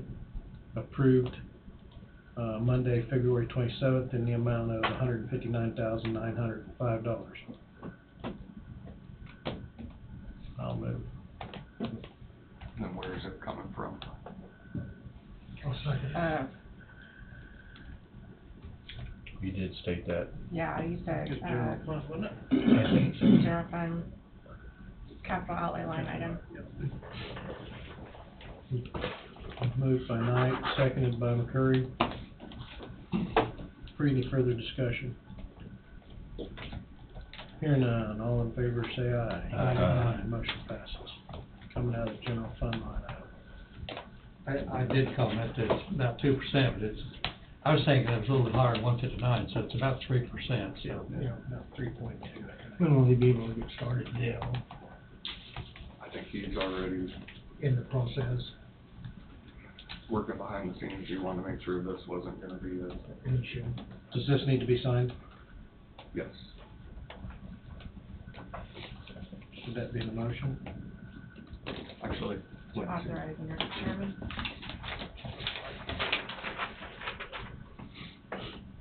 Well, I mean, probably need to sign it and send it back to him. Okay. Motion with changes, moved to authorize director chairman,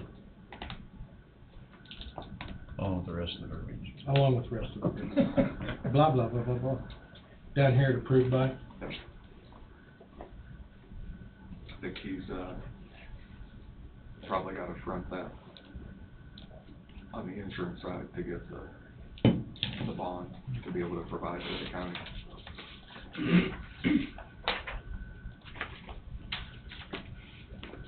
If it works the way I think it works.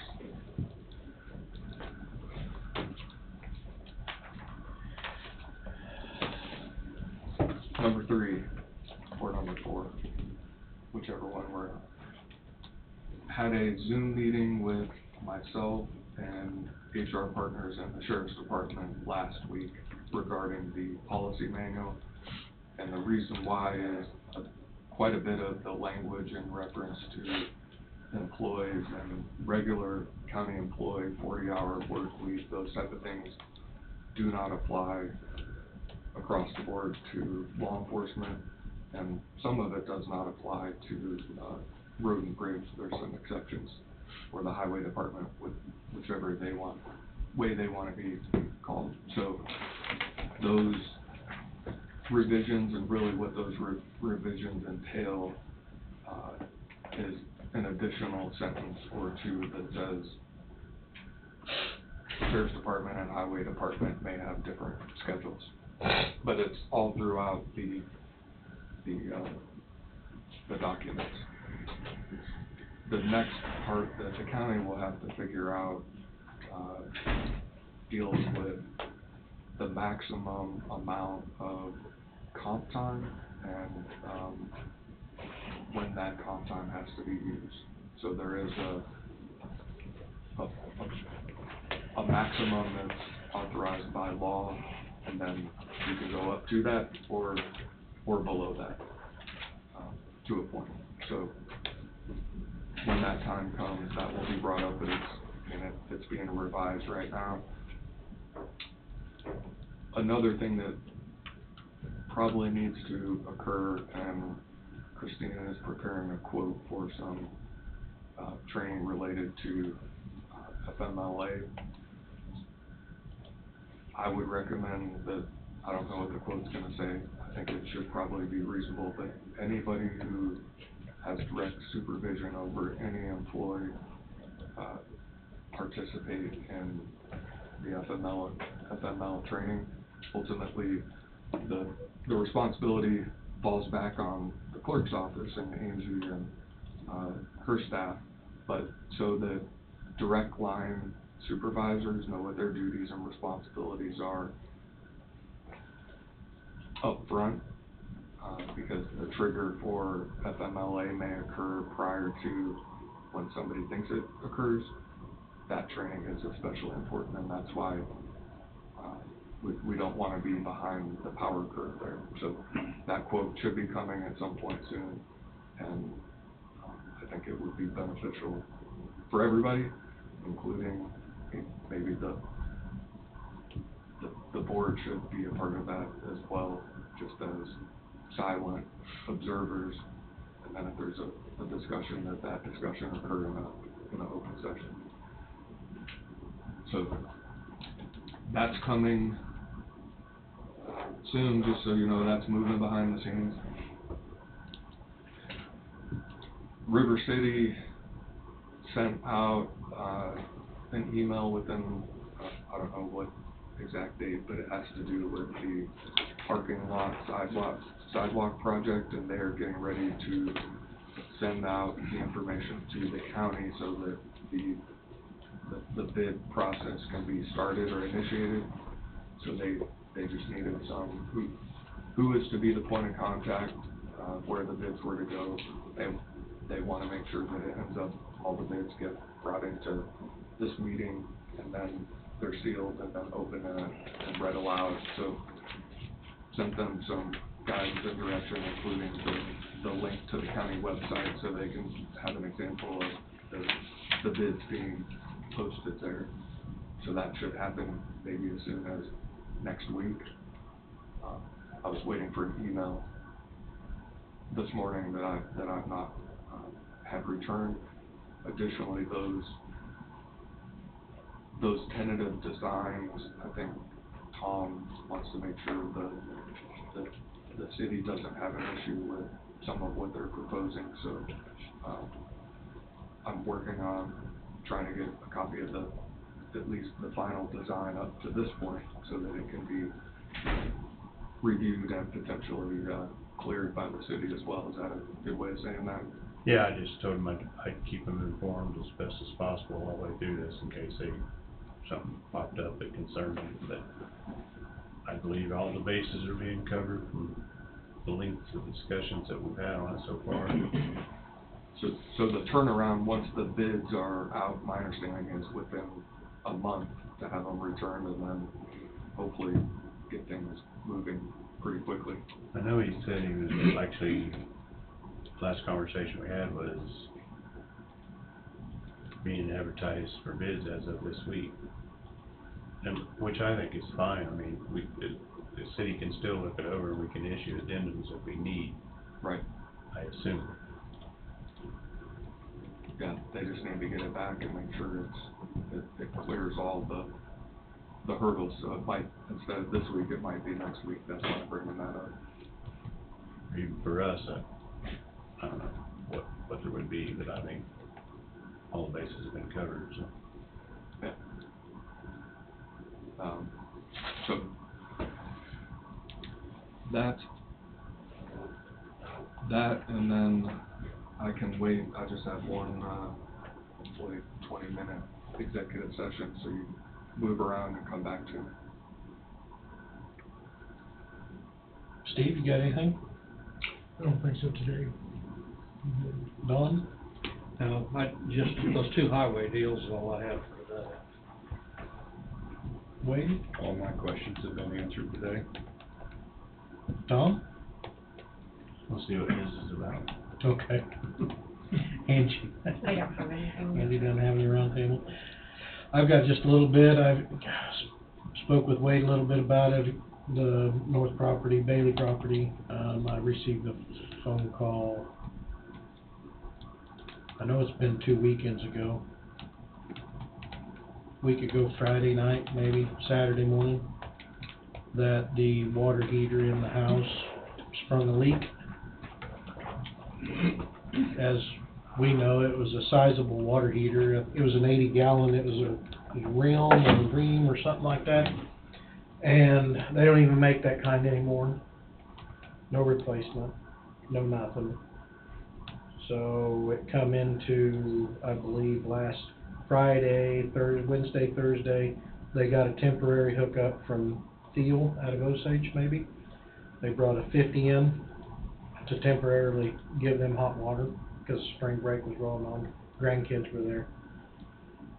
So turned around and an 80 gallon was going to be like $3,500 installed, but two 50s, which would give you, the other original one was 105 gallon. So 250 is going to give us 100. That brought the price down to $3,000 for the 250 to be installed, everything. So I told him, I said, get it going, write it, and send the bill to the clerk's office. So He brought that up last week. I mean, right. So. Was that not part of our rental deal that we didn't want phone calls like that? Well, and I did mention, I did mention that it wasn't brought up last week, but the rental agreement was $2,500 a month, and don't call us with any problems, fix it and go on, was, but I don't know if it's any in the terminology of the contract. So, and then I mentioned, I don't know if it was jokingly or what, I said, well, you guys can pay half of it, and, that'll help out, so. I haven't seen anything yet, or heard of anything after that point, so. But I don't know if anything was in the contract. We'd have to review that to see if it was $2,500, and if anything breaks, you take care of it. So. Yeah, I'm not sure that doing that is, they don't own the property anymore. Right. So, I understand what you're saying. Right. Yeah. Sure. But bottom line is, I didn't want them to go in and put something that wasn't sufficient for the house. Go the cheap route when you can't, not with that magnitude of the house. Well, and that's the right answer, because ultimately the county does not want to be a landowner for that property. So when somebody does assume responsibility of that house, you want it to be in a position where they see that it was maintained and that maintained it as well. Hot water heaters are a big deal, especially when they don't work. They are. Or if they're substandard, quality. Yeah, you can go out and get a budget hot water heater and it may last for a little while, but at the end of the day, you'll pay for it one way or another. That's all I had. I mean, they asked for to send it to us, they just sent it to the courthouse, clerk office. Yeah. And it's the price of home ownership. For sure. But, like I say, that's all I got. I guess we're back around to you again. But when the house is sold, that's one of the features that can be highlighted as a brand new 2 50-gallon Hot water heaters Mhm. or water tanks. Yep. So I am going to request a 20-minute executive session, myself, the board, subject matter area is attorney-client, and it's to deal with legal advice regarding subordinate board appointments.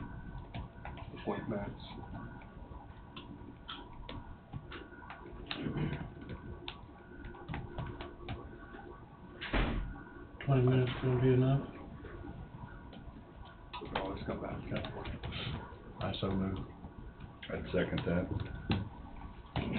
Moved by Hugutin, seconded by Thompson. Any discussion? Hearing none, all in favor say aye. Aye. Aye, motion passes. We will enter at 10:58 for 20 minutes.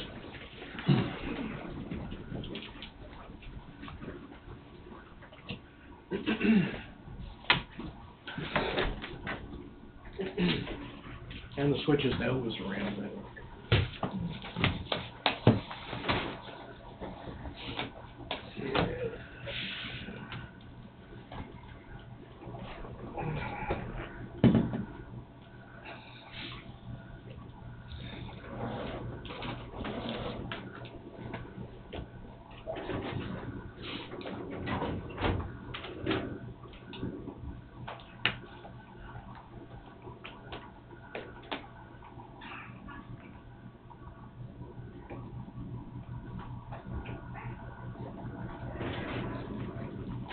Mm-hmm. Take a while to sign all these tax abatements. Yeah.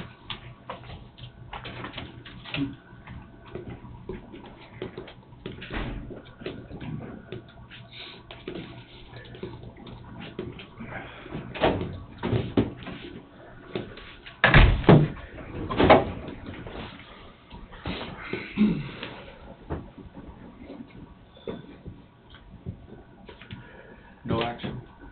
No action taken on last executive session. I believe we can, start rolling through the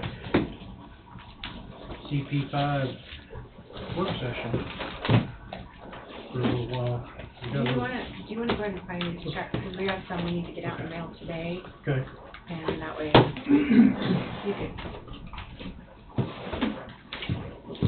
Yeah, I kind of looked through them this morning.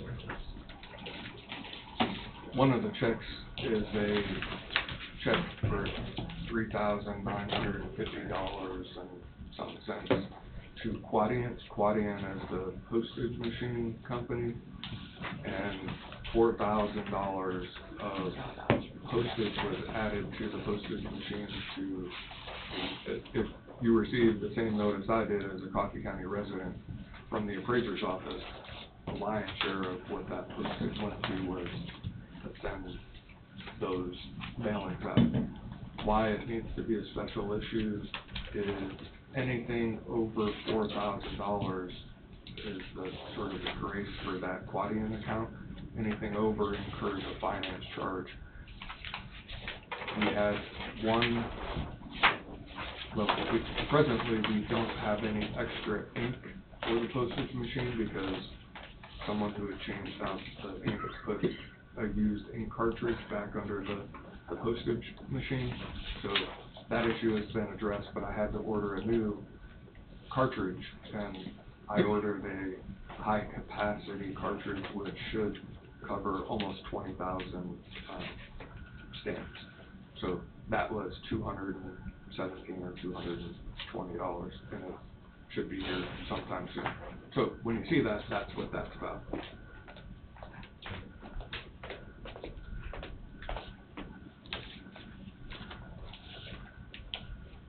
I'm sure the postage machine saves the county some money, but it wasn't saving my company a dime, so we went right back to stamping, you know.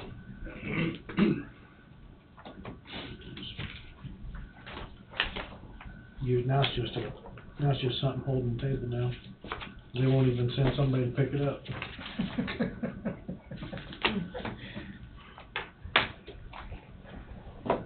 That's the machine. Yep. Actually, I've got two of them sitting there.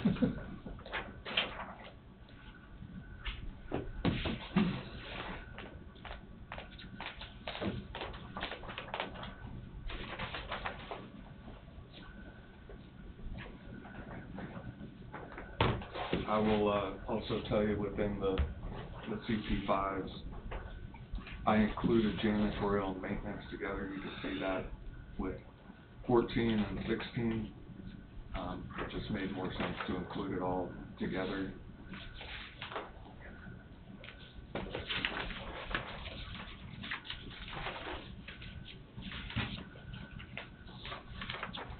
And if you have any questions for me about county attorney, counselor, janitorial and maintenance for the commissioners, those were all ones that I put together.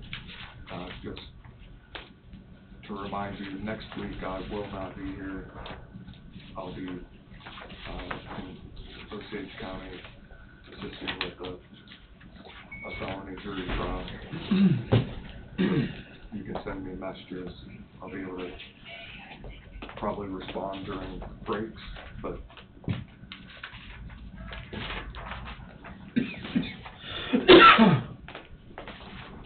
or I'll be back the following week. So. Are you bringing part-time in again this summer? Yes. Interns?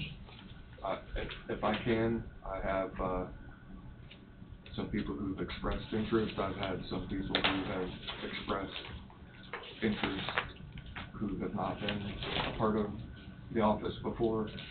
Somebody who's graduating from I think Pitt State, and they're considering going into the law. So anybody we can bring in to be a part of anything like that, I'll do whatever I can. There was somebody, I gave them your name and number from Leeville. Their son or daughter was interested in law, and I said, man, you ought to get a hold of Wade down at the county attorney's office.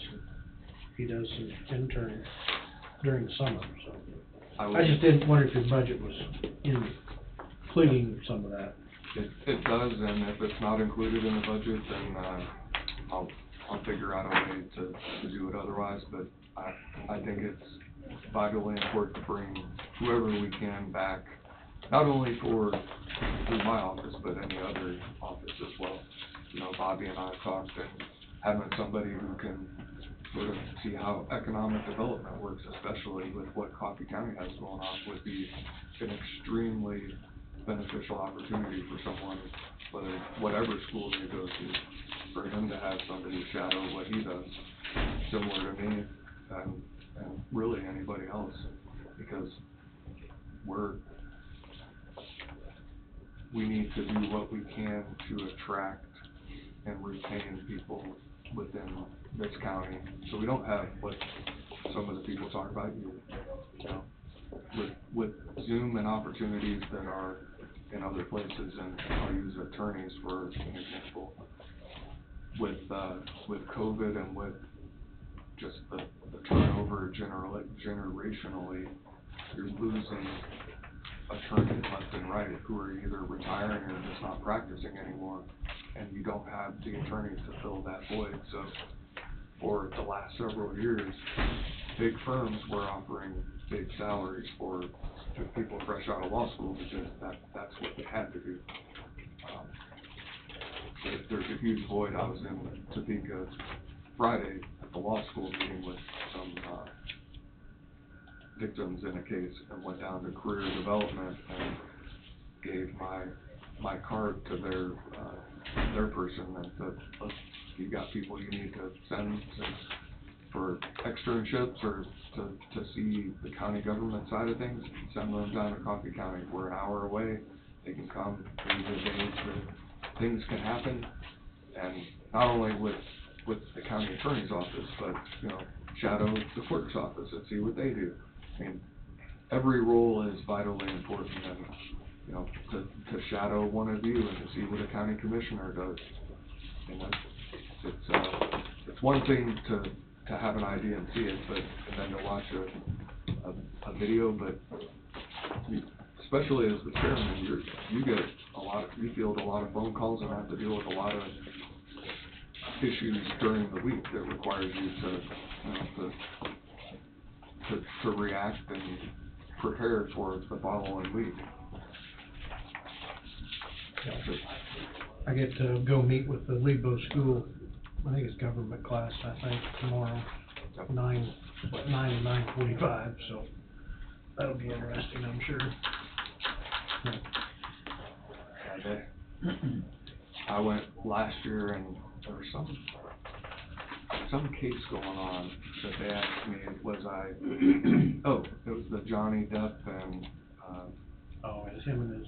Amber Heard, and their question for me, of course, was I team Johnny Depp or team Amber Heard? It's like, it's a little different than what I do, but they have good questions. I know Eric Smith goes in and talks to them about being a legislative representative and the law enforcement side, and I think it's important for anybody who has the opportunity to go into the schools to help to let them know that we're not these unapproachable people that only hide out in the courthouse. Mm-hmm. I received, and this is something I forgot about for the roundtable, but it says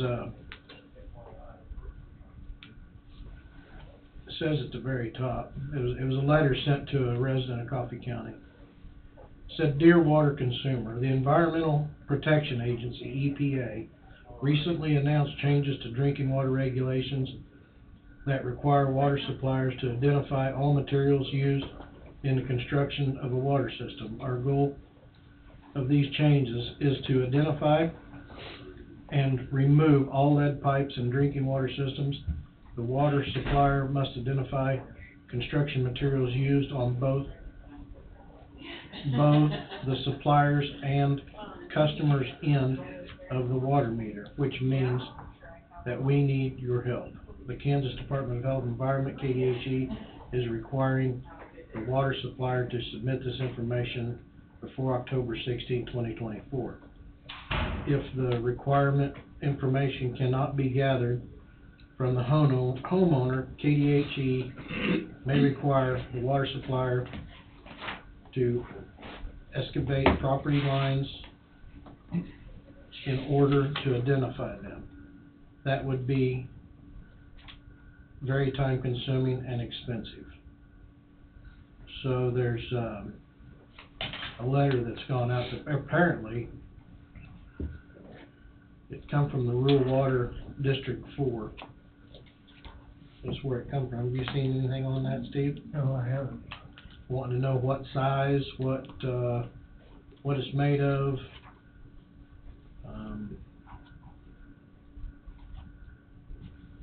Yeah, that's basically, it was just sent to me wanting to know what I thought of it. So, EPA. So, and it reads in there about pipes, what it's constructed, you know, so on and so forth. So, anyway, more information about your water system. If anybody receives a letter from the water board, or that's come from the water board, so. It's floating around. We got a letter from Rural Water 2 a card, not a letter, a week ago, and I let it up, so I can't tell you what it said, but they were talking about some water quality. They were talking about I got one too. Probably won't be able to quote it word for word, but pretty much they were real lax on some of their necessity things that they have to do, so they're gonna get everything in compliance, so. Yeah. Angie, in our CP 5 here, proposed annual pay step, this one here would be taking effect April 1st, correct? Correct. Okay. You looking at number, what are you on, Dawn, number 3? All of these will take effect April 1st, except for the jail. So they're already factoring in the pay increase, or the step increase on these. We're on the appraiser, That's where I'm at. great. Yeah. Okay.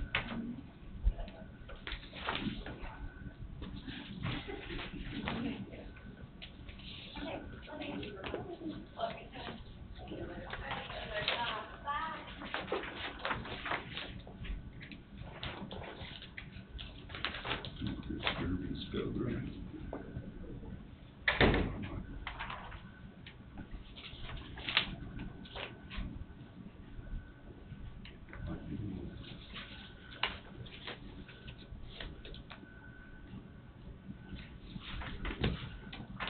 This doesn't have what 2022 was, does it? No. Well, the current steps are match 2022, should it not? Right.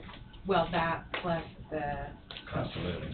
Yeah, I was just looking to go from gross lot 2022 to what they're looking at in 2023 to see how much it's being. if you look at Increase. your,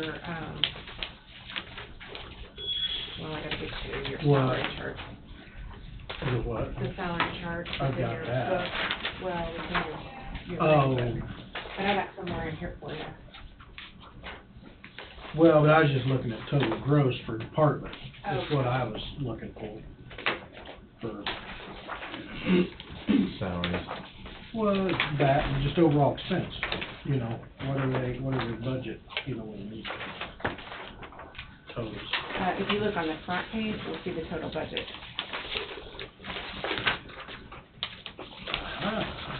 Thank you.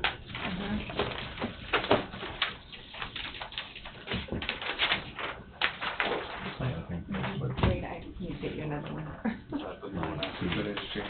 No, this is just salary chart prior to Last the year was exchange. 522. Yeah, it should be in there too. Am I correct? Well, I guess. yeah, that's, I mean, it's not stated there, but. Andrew, did you want to punch these so we put them in the book? I can do that, yeah. Let me go get the whole.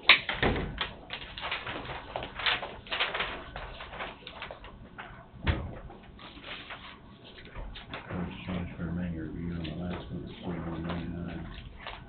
Actually, I'm gonna have to print you some new ones because of Pardon? I'll need to print some new ones because of the change we made today. We So, just take till next.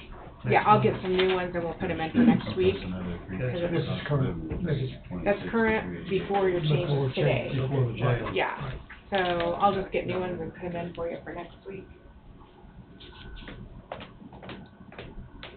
By the time they're on their steps, and cost of living comes out in January next year, 3% will take it to 26.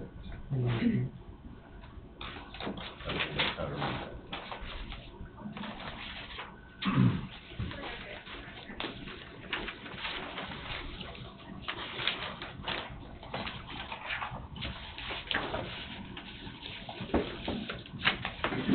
Accidentally starting our meeting, like executive session over again.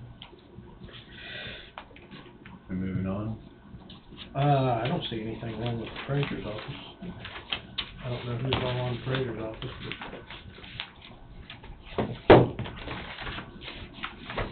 Steve signing it. oh, yeah, Steve still signed the paperwork. Oh, I'm sorry. Go ahead, Steve, go ahead and.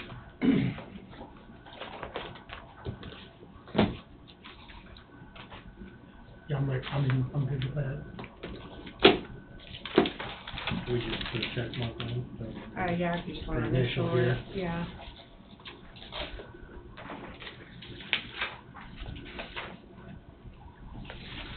Just at the top of this page. so Sure, we're- yeah. I think I dated one, I didn't think wrong. One of I these. think Oh, you did 420. I did 420. Okay, On, we can fix that. 3, this one that says appraiser. I gave it to Yeah, Wayne that's a already, phone. Yeah. Page 2 of 2, I don't know if that means anything or not. I think I'm in the right place. What number was This one's going, it? 3? I'm ready to move to now, I guess, right? Yeah, we- It's in number 3, yeah. Yeah, we was looking at number 3. Yeah.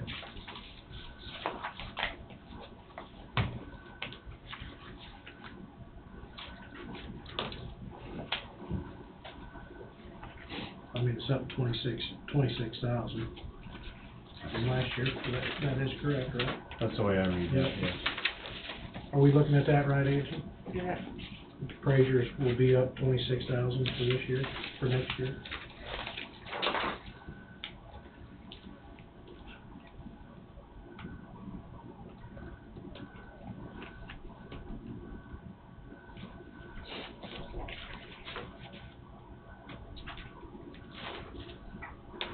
That's what they'll have left over, 26,000. That's what they'll have left over for 22 budget. 2023. That's what they have left over for 2023. Yeah. So the increase is from 27,456 up to 55,4,904. That's their current budget, 55,904 for Okay. 2023. Okay. Then their 3% reserve is the 16,000. They've included longevity pay at the next line. And then salary budget available over the reserve would be the 527,456. So that's less than their budget. And that's taken off the 16 and the 10. And then projected salary expense for the year at current levels. And there's a formula where they take their salary, and if you look down in that black area, Mhm. that's the number of hours for the rest of the year. And so then, taking the difference of the 527 and 513 is 13,000. That's the salary budget available for advancement. And then the proposed change per hour, there's your 269, you were kind of looking for that earlier, I think. And then the next one is your change for remainder of the year. The $4,000 added on to the current year. And then no overtime, projected available over the 3% reserve, and then your ending salary budget balance. So that's what there will be left At the end of at the end of 23. 23, should be, yeah.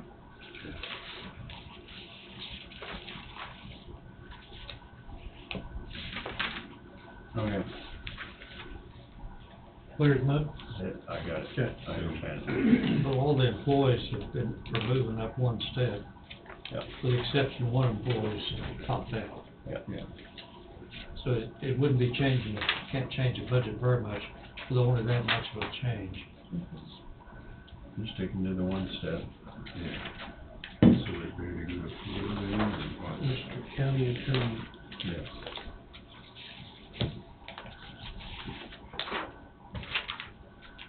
I wish this had what their previous year budget was on it. Previous year budget.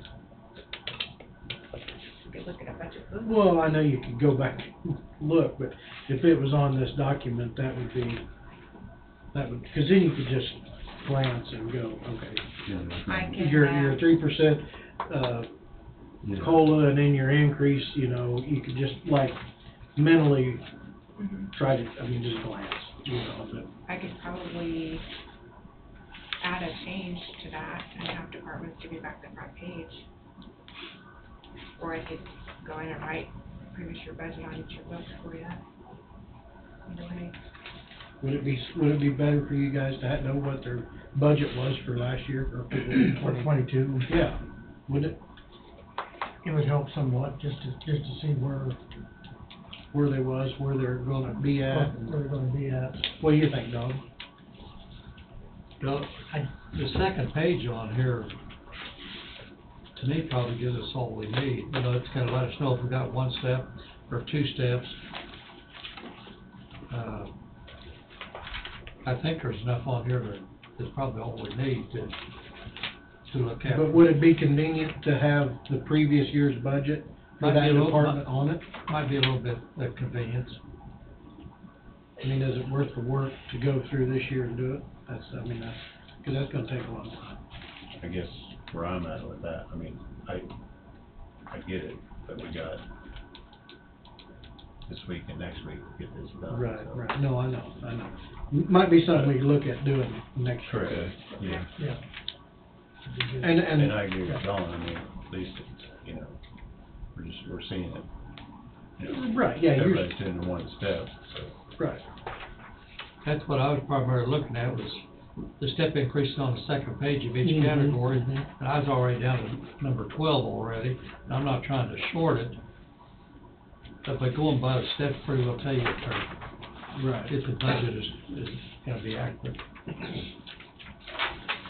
There's one of the categories back here has got some movement from category 30 to 35. And then there's a couple of them back there where the employees have got two steps.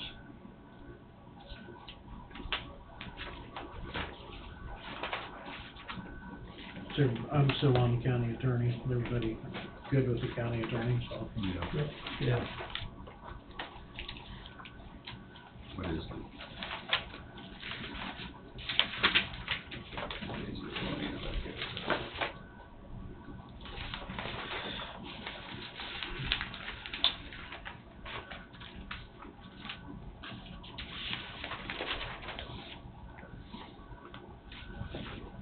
Clerk's office. Too much, gotta cut 35.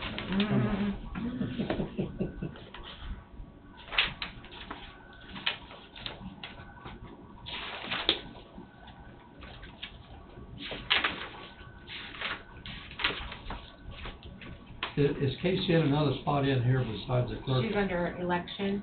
Okay, I After that remember as well, okay? Yeah. I remember that now, so. Everybody good with section 5? Yeah.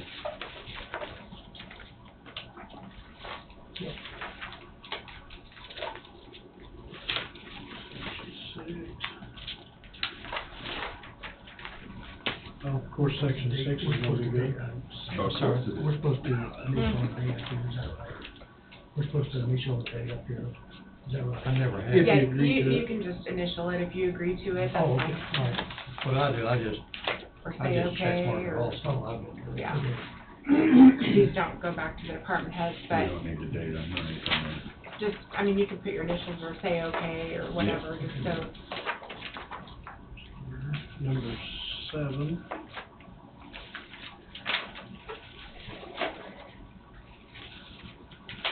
That's a contract, so. Number 7 is good. Mine, anyone?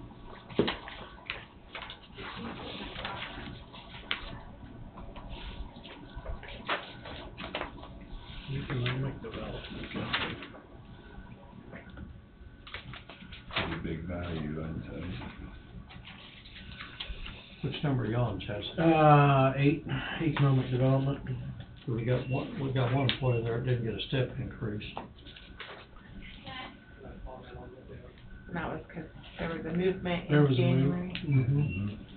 There was a move for that. Right, Bobby addressed that. And we made a movement back a few months on that, didn't we? Yes, Okay. after first year. Yeah. And we stated at that time there would be no step increase for that, Mm-hmm. because of the movement.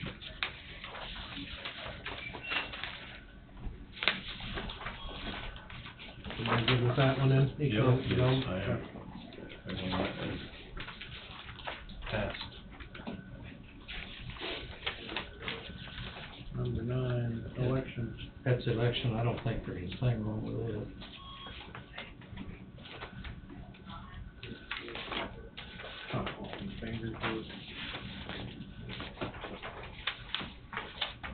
agree with the election? Yes, sir.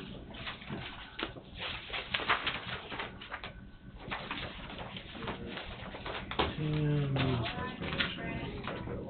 emergency manager.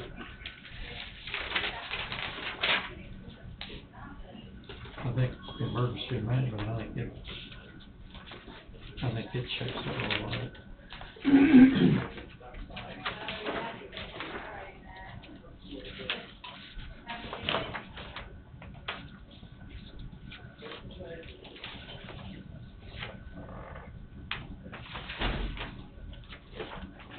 That's pretty nice, being hired in February and get a step or get a, Yeah, it's just for get an increase in April, well, that's all right. Is that allowed? Oh, that's what I don't know. I mean, he come in on a 4. He No, come in on 4. I guess what I'm saying is, policy manual doesn't say you have to be here for so many days. Ooh. Not that they are not worthy of it, I'm just saying. Which one you on, Charles? We're on emergency management. Emergency management. 10. Yeah, 10. And the employee was hired 2/9/23.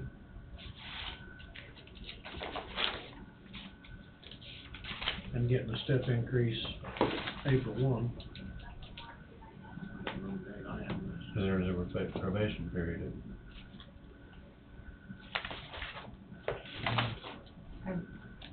Well, it was 6 months, I think you guys changed it to a year. Yeah, probation period. We Went may, from 6 to a year, is that right? I think so.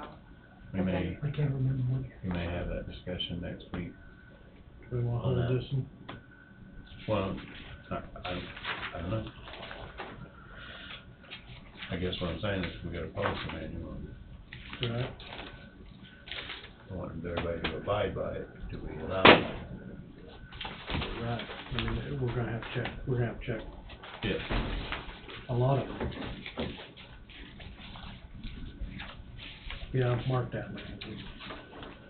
Mark the emergency management, It probably would get past that probational period of 6 months before. That's what I was thinking, but I can't remember. Mr. Ernst? And she thinks you changed the probation to a year, is that correct?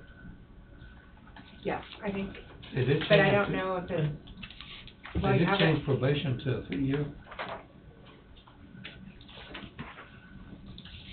but I don't remember. It seems a little long. It is long. I thought it stayed at 6. It was 6 months. I don't think we changed it. But I can, It was Sure. 6 months. I don't know if we've changed it in the new manual, maybe that's where I'm getting confused, so. yeah. I don't know. I don't think I didn't think we moved it off of 6 months, but I don't think so either. We'll just double check it. Just, Yeah. like I say, not the person is not worthy. Right. Want to make sure we're following. Well, and it could be that the individual was brought in on step 4. And might have been told that, we're gonna bring you in here and see how it works, and then you're available for an increase in May, or in April, so that might be, we just gotta research. Yeah. Health Department, number 11.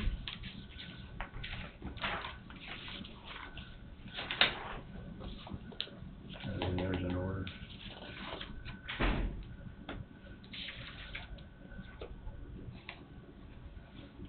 I think it all checks out. I mean, it's not, on the Health Department, with not knowing, having an administrator seat sitting open, should've, person maybe hold on this to see what it's gonna cost to have an administrator? Well, that administrator's gonna be in that 60 range probably. Should be 68 is what Yeah.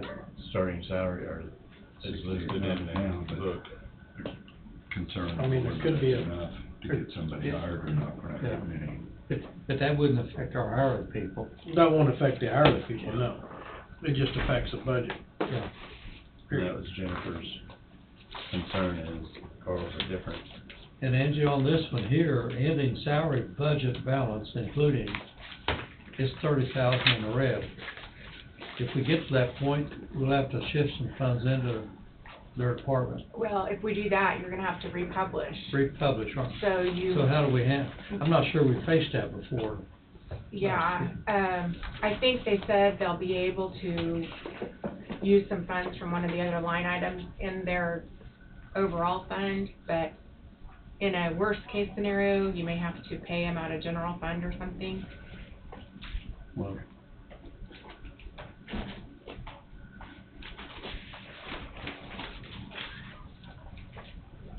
See you, Mark. Pete, See, Mark, that part of their total salary budget, 6 or 7%, they might be able to, they might be able to move it up to handle that. Because if you get someone hired at the end of this month,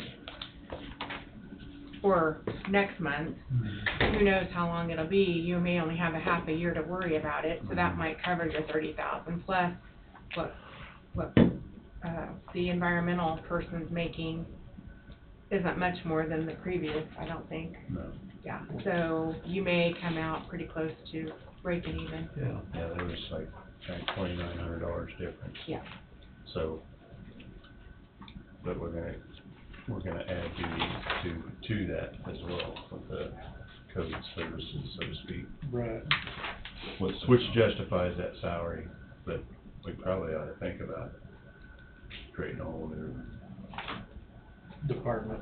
Gonna have to, I think. and that way you can budget that, its own department and relieve some, Pressure off of the health department. yes.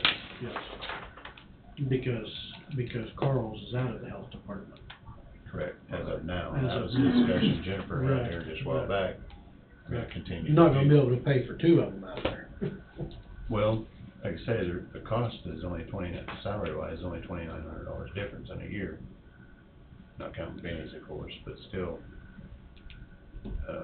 might be more traveling involved, might be more vehicle usage, so I think that was Jennifer's main concern is expenses will go up, so we don't wanna be draining.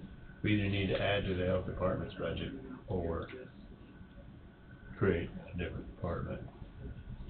Well, I mean, that would be the time to do that, is that not correct?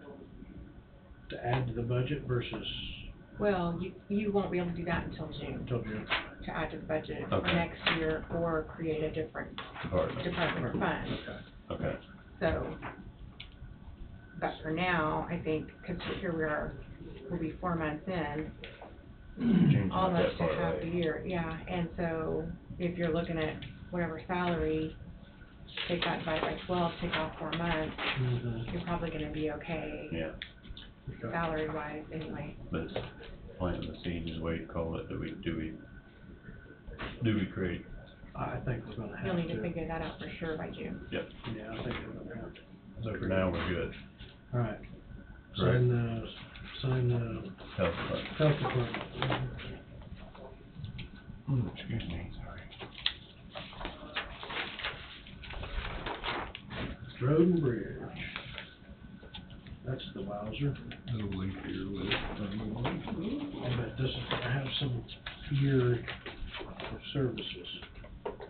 Mm-hmm. 6 months. 6 months.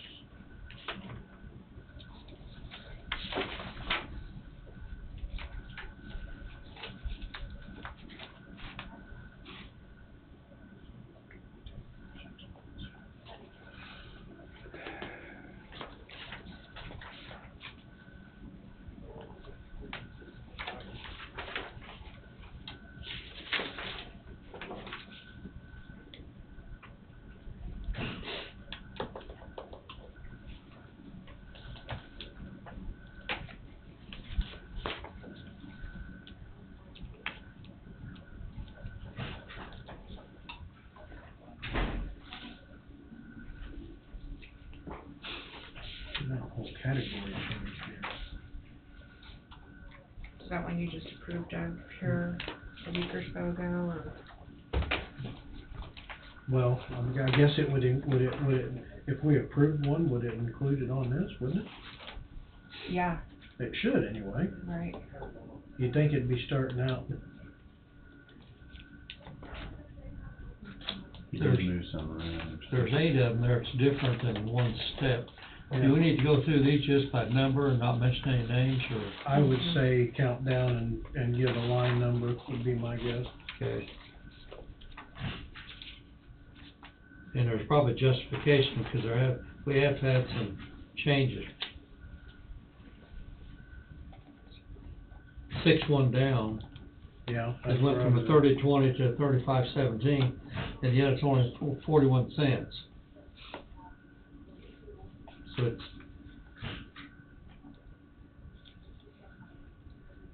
I know we did move some, the heavy operator, we did move some employees there at one time. Yeah, he gave them different classifications for Yeah. different responsibilities, so.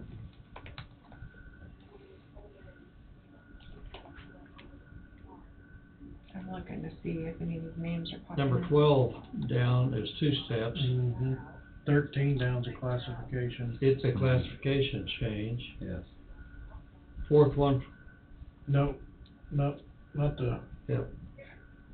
oh my eyes. 4th one from the bottom's got 2 steps.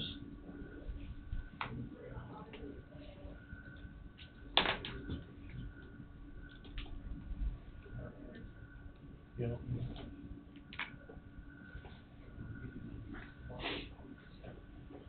Okay, so, let's see. 6. That's 6.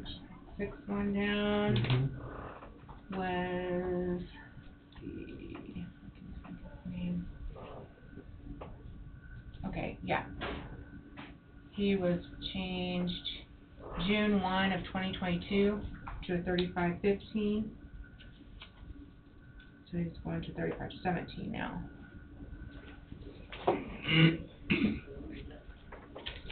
So we 2 steps. Well, yeah. 2 steps and a category change. You see 6 down? Yeah. 6, that was done. I bet it's a change in classification. That's a check mark. Yeah, they changed from a heavy truck driver last June to a truck driver number 2, effective June 1 of 2022. So he was at a 35.15 in June. Oh, So, instead of 30-20. Yeah. We moved into 35-16, I'd say. yeah. And they've got And now we're moving 35.17. a step to 35-17. Yeah, he was at 35.15 is what you approved last June. Yeah, that's not shown on this though. Right. It's showing he was clear back on the 30-20. Right. So that hasn't So been I have some updated. questions Yeah. on that one. Yeah, that hasn't even been updated. Yeah, in June, we moved it to 30-20, I'd say. June, he moved from 30.19 to 35.15. Okay.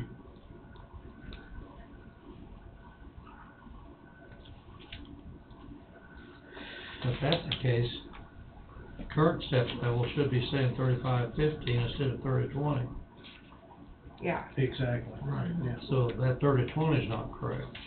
okay. And then your next one, 12. I don't see him yet. But the next one, 13, that one was changed from heavy truck driver to heavy truck driver 2 also to a 35.8. So we're getting some misleading numbers here. Yeah. Because that being said, then those are moving 2 steps, 2 steps. but yet only 1 step in price. 1 step in price. So we got some numbers that are not lining up quite. Okay, so I can get with Ryan on that. Oh, yeah. Not 18 down is a 2-step jump. Yeah. See, number 12 is moved 2 steps. Right. Yeah. So there's 4 of them we got. Yeah, on this side so far. There's 4 of them in the whole package, move 2 steps. Probably need to have that one completely gone over by Ryan. Mhm. Okay. There's another 2 steps. Second one down on the second page. Okay. It's 2 steps. Well, it's You know, it's classification. 3512 to 49. Yeah. And the increase, 71 cents, is basically 2 steps. Right. Sure. Third one down. It's 2 with steps. 2 steps.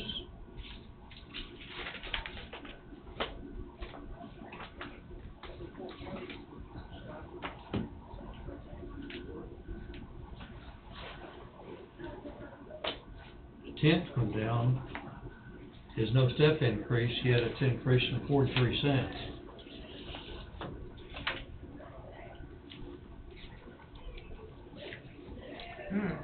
Yeah.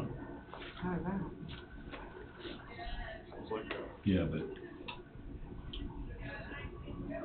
That's something weird on that. we moved him up though. He's been 55.10 both times. And the 14, And that one was another one that was approved at a 35.15. Yeah. We moved 2 steps. And then the next one. That's a 2-step ladder.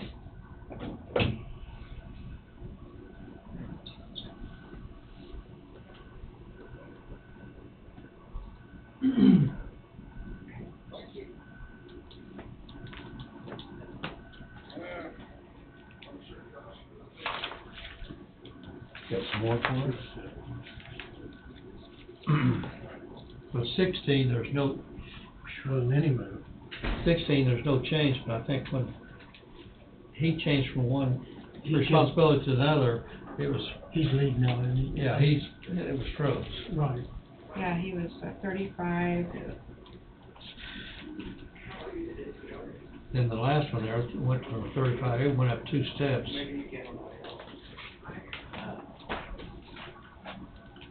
Got anything else for us today? And the dollar amount on the right-hand side is totally wrong. This one's not right either. 16's not right, because you guys moved that to a 35.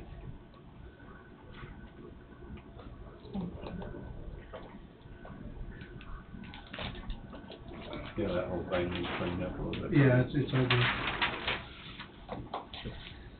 And then 4 up from the bottom on the second page would be, I assume that's a 1-step, but it's showing like a 30-20 up to a 35-17. 35.17. Yeah. Well, no, it was changed, That's changing the title. it was moved to a heavy equipment operator. Yeah. They was moved to, There were 3 or 4 employees in that group that got moved. Mhm. So it hasn't been updated from the previous. From the previous, right. Yeah, so their original step is screwed up, and so it's looking bad on the other end. It's easier to take the one from last year and Yeah. Copy and paste. Well, as long as if they did any adjustments after that time too, right. you gotta move them I as mean, well. I originally started with everything I did by going back to last year, using that, and then I discovered that was gonna create more problems, so I had to go through, and if you do it brand new, it makes it, work a lot easier. But- Just off the top of your head, do you know what the probation period is for employees? In the new manual, it's gonna be 180 days. What is it in the old manual, which is what we're operating in? Well, 6 months. I thought it was 180 days. I'm sure it was 6 months. Okay. So Where can did I we get- allow a step increase in that probation period?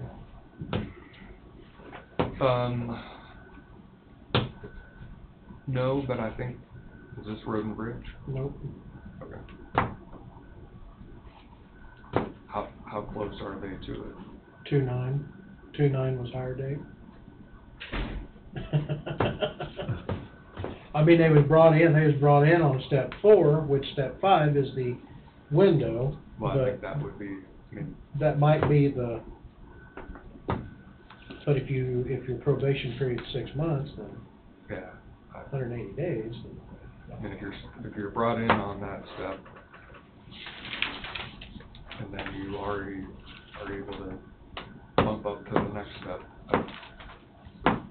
There's 6 employees in 22. One of them started in August, one of them started in April and September, August, May. So they would all fall in 6 months. Those are all past 6 months. Yes, yeah, they'd all fall, outside of the 6 months. And that's where those, If you're gonna make an exception. that's I where think some you of need those to have a- two steps came in at. Yeah, there may be a viable reason for an exception, but I think if you do it for one, then how do you not do it for all? Someone Right. starts at the Right. beginning of January and just because it's happening. Yeah, unless we stated that when they were hired or something. Yeah, I mean, you'll see with some of the, for janitorial maintenance, I mean, they're maxed out on the pay schedule, so they don't, other than a cost of living, they don't get to go up any higher. But where they have the benefit is they get the longevity bonus, which is significant for people, and it helps sort of, I guess, cushion that blow. And if you remember prior to the salary study in the county attorney's office, one current employee, one former employee, they had been maxed out on the old pay scale since 2007. So that longevity is extremely helpful along with the cost of living. There were 6 of them, or 4 of them, 6 that started last year in August. They got a 2-step increase because it was past 6 months, but there's 2 of them that's past 6 months, only got 1 step. So I don't know whether Ryan needs to reevaluate or not.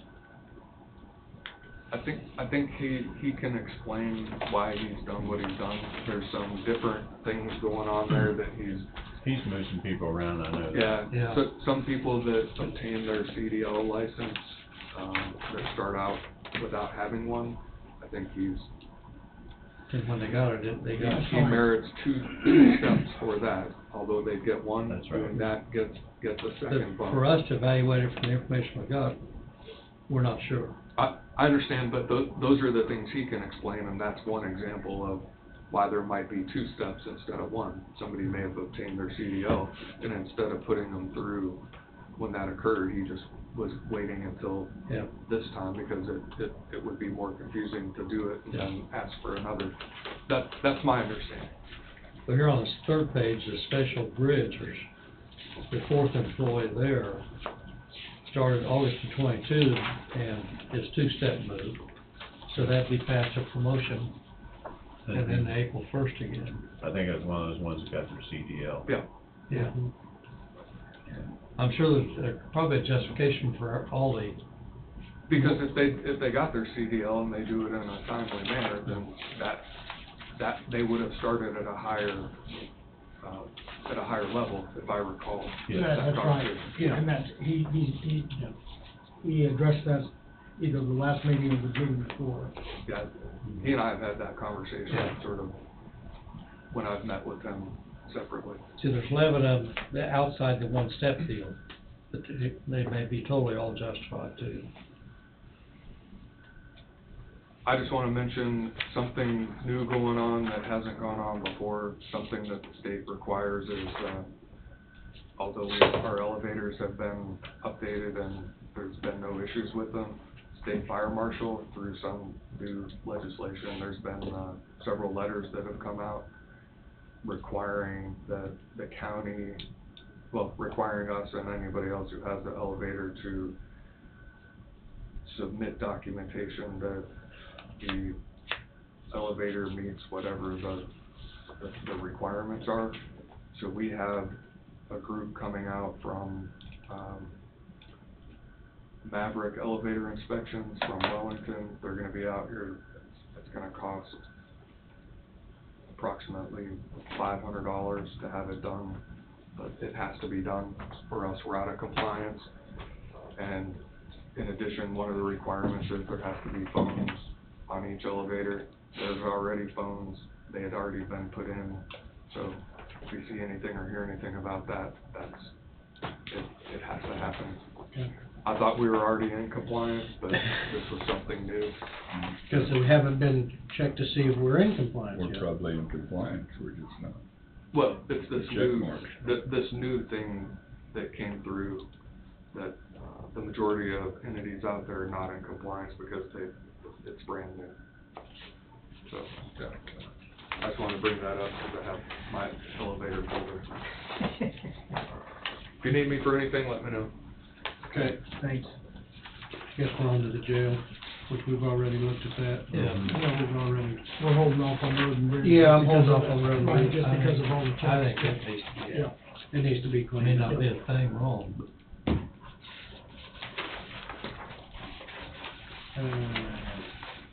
We're on solid waste. Yeah, we just kind of went through all that. Yeah, janitorial maintenance, That's a quick one. what's that? That's a quick one because they didn't even move, so. Yeah.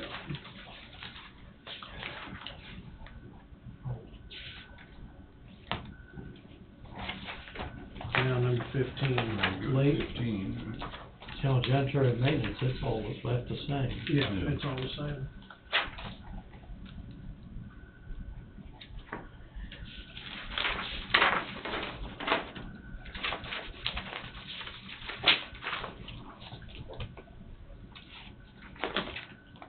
Say Lake Region's fine, or the. Yeah.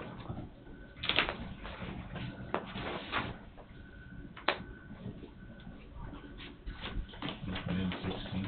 Nothing in 16. It's 16. That was the 16, maintenance. maintenance, oh yeah, maintenance. Noxious weed.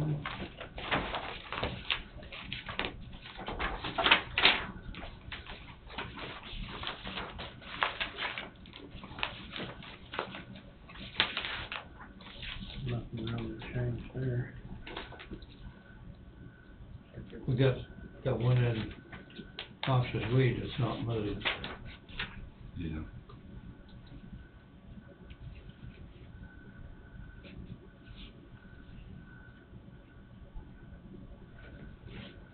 And we got one that's got a step, got a category move too. 36 down to 35. I think that's a typo. I bet that's a typo. That's I gotta be almost it. bet that's a typo, cause you go down a step and, or, yeah, you Yeah. go up to 35 and up a step and Be 36. 30 cents, there's probably a typo there. I guess I can correct that.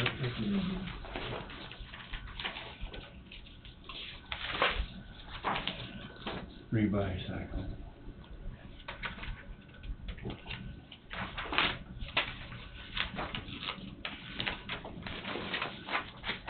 I think recycling's probably all right. Yep. Looks good to me.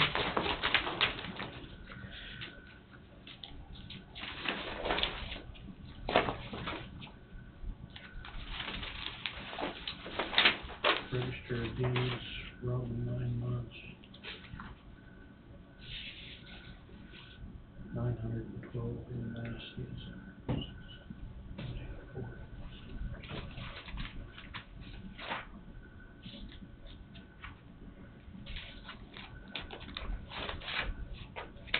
I'd say register of deeds is fine. Yeah, but, current set 4520, go to 4521, you had a 215 change. Oh, did he? And the second one's about the same thing. Wonder if she used the old chart. Pardon? I wonder if she used the old chart. Something's not right there. Yeah. I'll have her check with that. I didn't catch that. I was reading that. Just have her double check me. I'll never forget.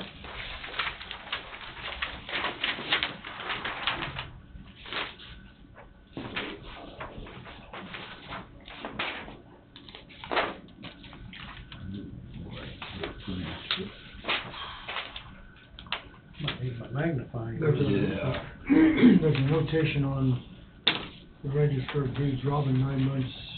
I seen that, I don't know what that I don't was. know what that represents. 55 cents.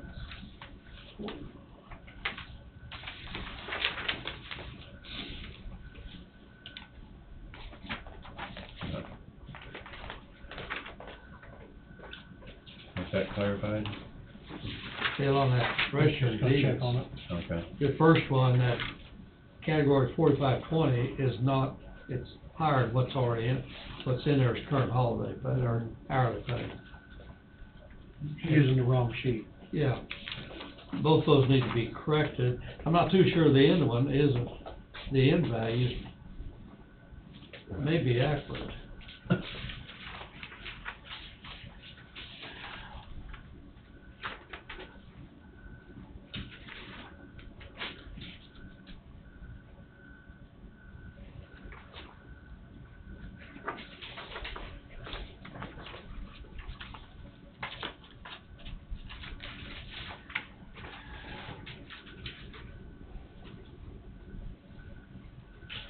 The current hourly salary in both of them is wrong.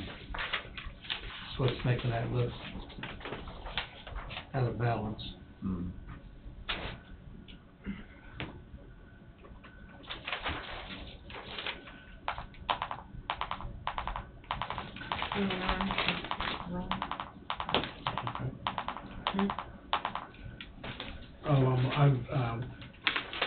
I think she used the wrong sheet. Registered deed. Registered deeds.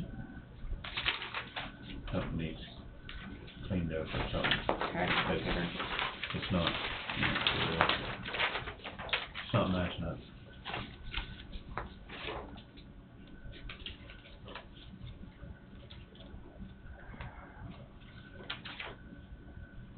That step increase should be 55 cents instead of $2.15. Yeah, 'cause their current salary is gonna be 3010, the next employee's 2046. Yes. So that gets them down where they're.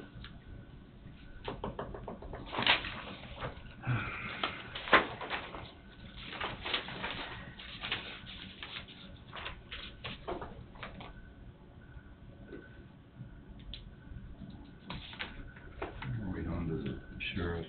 Yeah, I flipped over to the sheriff's and That fourth one down, why do we have Just three steps there? He did some moving around as well. I'm sure there was a reason.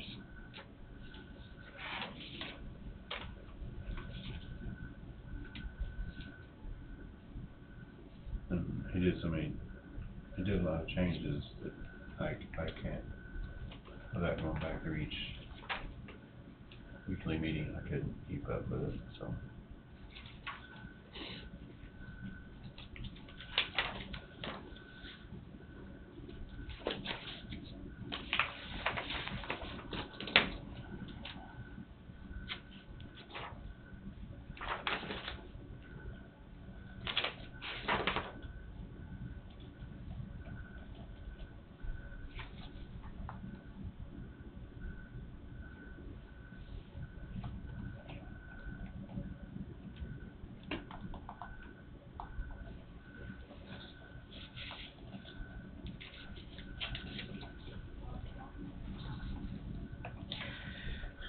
another thing, it'd be nice if those lines were numbered Okay.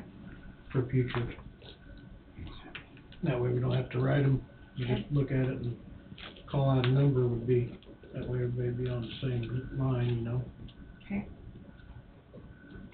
It'd be numbered on both ends, So you stay in between the lines, is that what you're asking for? Yeah. I need a ruler. Number 4. Yeah, I don't either, I don't.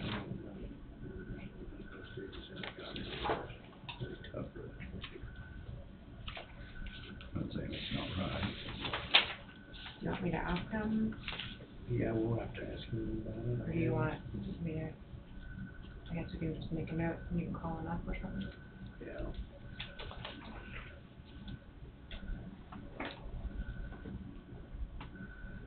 I've got several, I've got 4, line 4, 7, 11, 12.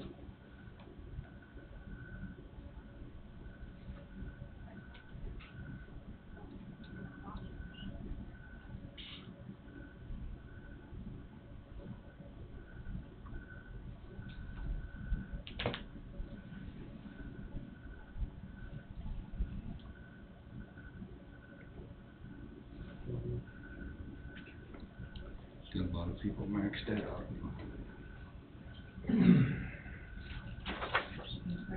26, yeah.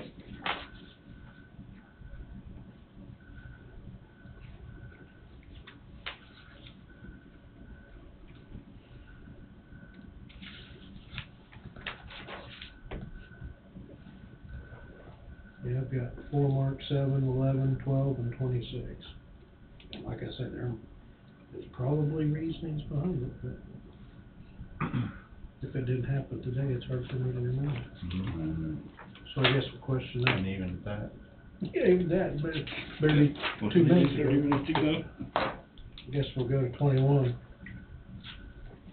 Unless everybody wants to just move on to the, 21, Brad. yeah, no, it's fine. Mission 21. Just him and Adam, so. Yeah, I'm the last one. There's about 3 of them there that there's no step increase, so, On the sheriff, yeah. yeah, I noticed that. Oh, yeah, last one. Treasurer's office.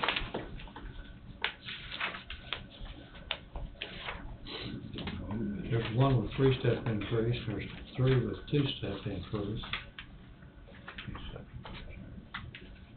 Do what? Oh, he's still on sheriff's office? Yeah.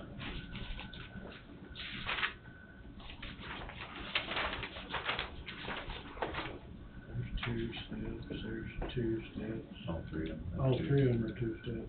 There's a lot of 2 stepping. Wear your shoes out. Motor vehicles.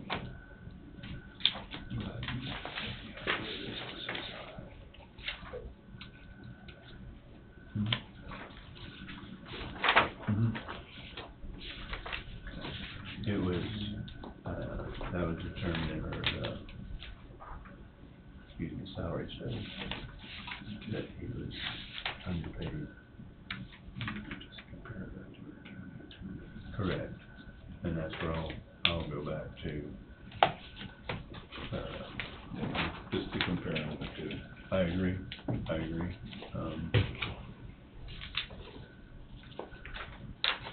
Angie, how do we handle We those? didn't do anything, I just, you know. We got 5 employees that are less than 6 months.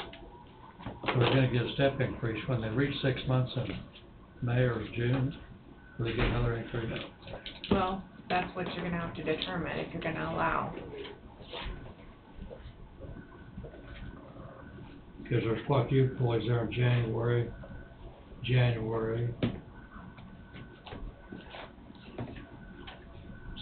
September, and August. A couple of them are borderline on 6 months.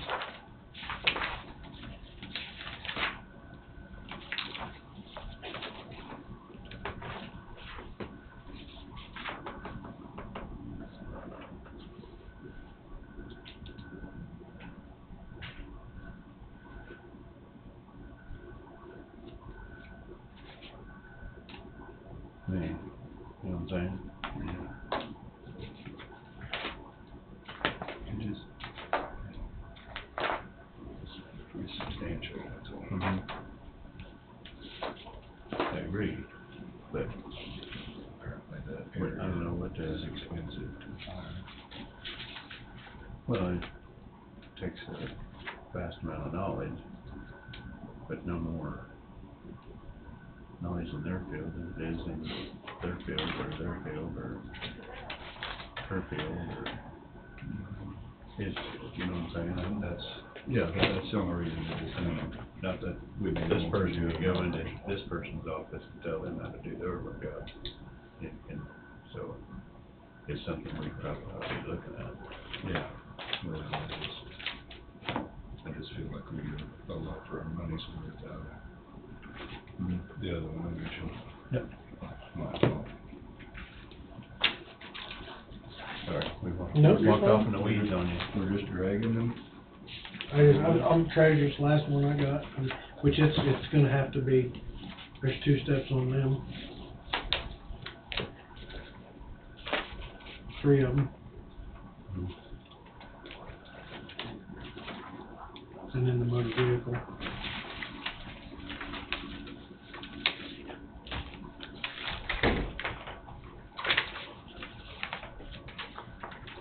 That's a 2-step.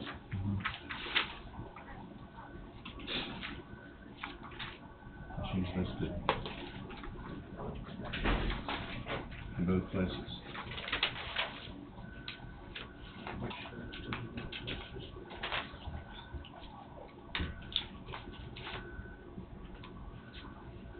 Longevity Yeah, I wanted to see it pay out. of the treasurer's office. Oh, I see it, I'm sorry. I didn't go clear to the right.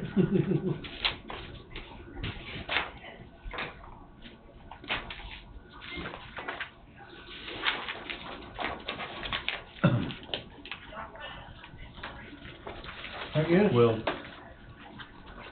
I don't know. I've faced it before since I've been here when it comes to elected officials' office, like the sheriff, treasurer, clerk, whatever. I mean, they got a reason they're doing what they do. We can question it all day long. But they like to do it. It's their prerogative, so just when their budget, they can do it. Yeah. My stance on that. On this jail roster, there's 6 employees that's been here 6 months or less. 2 of them are getting a step increase, 4 of them are not. But, and with all due respect for Tom, I think we need to be somewhat consistent. And right now, those 6 employees, we don't have consistency.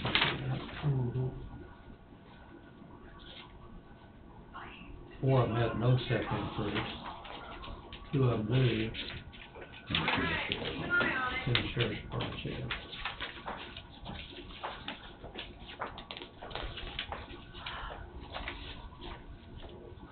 And maybe they've taken some training to get step increase.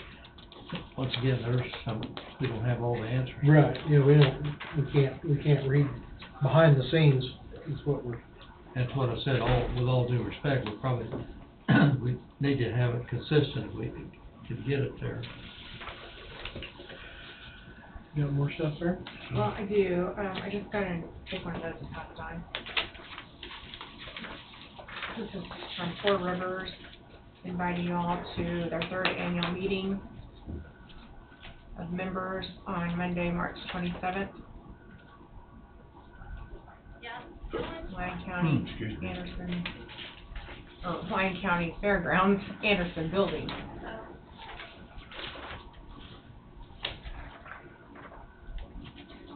You know, that's our annual meeting. And then I got, Cut back my surcharges and skip the dinner. We're on Four Rivers out there, so I got my letter here 10 days ago, probably. I got the updated job descriptions for the public health nurse that you guys approved of hiring earlier. Do you want to do motions to approve these today? I need to print off copies for you each, or? We probably better, because she's wanting to get it handed, and she wants to get it published, is she not? Yeah. So, one is an RN, one's an LPN. Do you want me to make you all copies? I'm good, unless you wanna read them. She just updated whatever needed updated, I think. This is for the LPN. It's 2 different ones. Okay.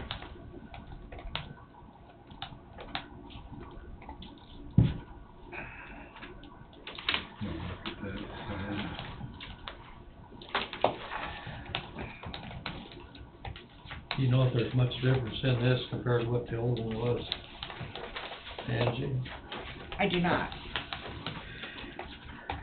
Just by looking at it,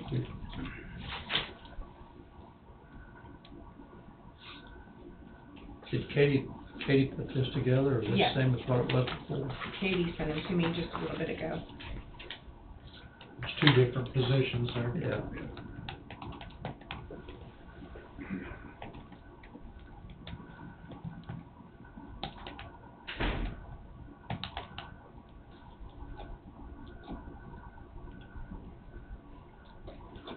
Well, they're in a much better position to put job description together than definitely what I am.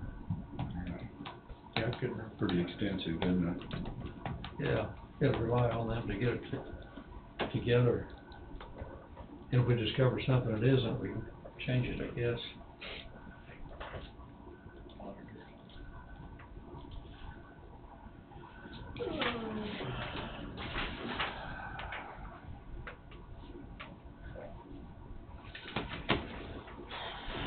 This is along the bottom, is this something, We already approved all that. pardon? We already approved all that. Yeah. Oh. Do you need it though? This is one Jesse signed. Yeah, how did it come back? It was on the bottom of those two. Oh, Got picked up with it apparently. That's the one I wrote the wrong date on. yeah. But I had two copies here, I guess, so it stuck to it.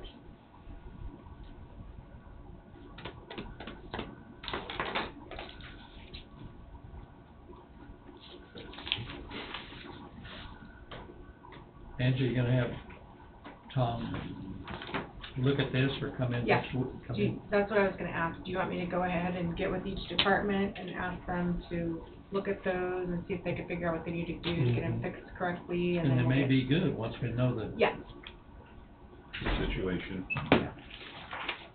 Road and Bridge and what? Road and Bridge and, Registered deeds. Registered Deeds and Treasurer's Office. and emergency management, Emergency or no? management, emergency management, yeah. Okay. Yeah. He's probably got a reason. Probably. But we also need to double check the probation period and make sure. Right, find out. But on the other hand, if it was something, well, I'm gonna bring you in on this, you know, and then in April you get an increase, well, I mean, Yeah, that's, if we made a commitment, yeah. well, but yet that's the department's head's fault for not knowing the probation period. Right, right. There's no signature on it, so I need to get that, I need to have her add that. Are you gonna be here for a few minutes? Well, I gotta meet with the auditor, Yeah, you said. okay, so do you wanna do a motion to? Yeah, I was looking to see if you I put had. it on there. Okay.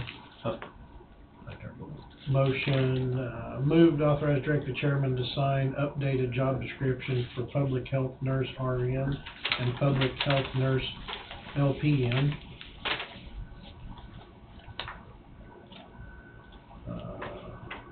For the vacant positions that we have. So moved. Second. Moved by Tom, seconded by, Steve. Any other discussion? Hearing none, all in favor say aye. Aye. Motion passes.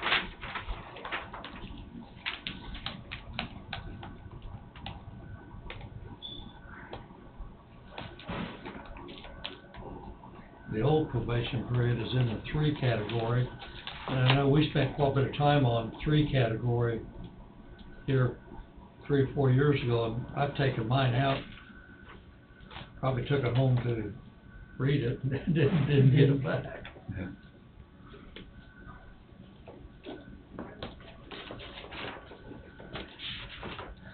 So we send checks and vouchers next week, don't we? Yeah, on Monday. On Monday. I was thinking it was Wednesday, but it's not. The planning board meeting this week? Be Wednesday. Got canceled this month, Oh, okay. I believe, the last I heard. Andy? Yes. I'll get my signature. Do it. It doesn't say moved by Huguenin. That's on yours? No. That's on my screen. Yeah, top says moved by Hugoton. Oh, okay. I'm Or sorry, Huguenin. I'm That's sorry. Yeah. Normally that's down at the bottom, I was just reading it as you were typing. Yeah. I thought, I've Yep, got you got it, okay. E10 tomorrow night. thanks. Sorry. I'm glad you watched that though, because it helped. Well, I try to read it that way. I don't have to read the minutes so close when we go back over them, you Yeah. know? If I read them as we go, it's like, Yeah. yeah, that's what we did, yeah. Yep, Sorry. nope, that's perfectly fine. I As long as appreciate you it. don't change them during the week. No. It could, but The only thing I would change is a typo or something. I'll still say aye, you know? Minutes are always pretty accurate. Yeah, yeah. Thank you. Did anybody think of any other roundtable while we was brainstorming? I don't have anything, Justin. Nobody else has anything? We will adjourn at 12:39. We had a way of moving a short agenda into a medium to long range meeting. Yeah. Yeah, we got some other stuff done now.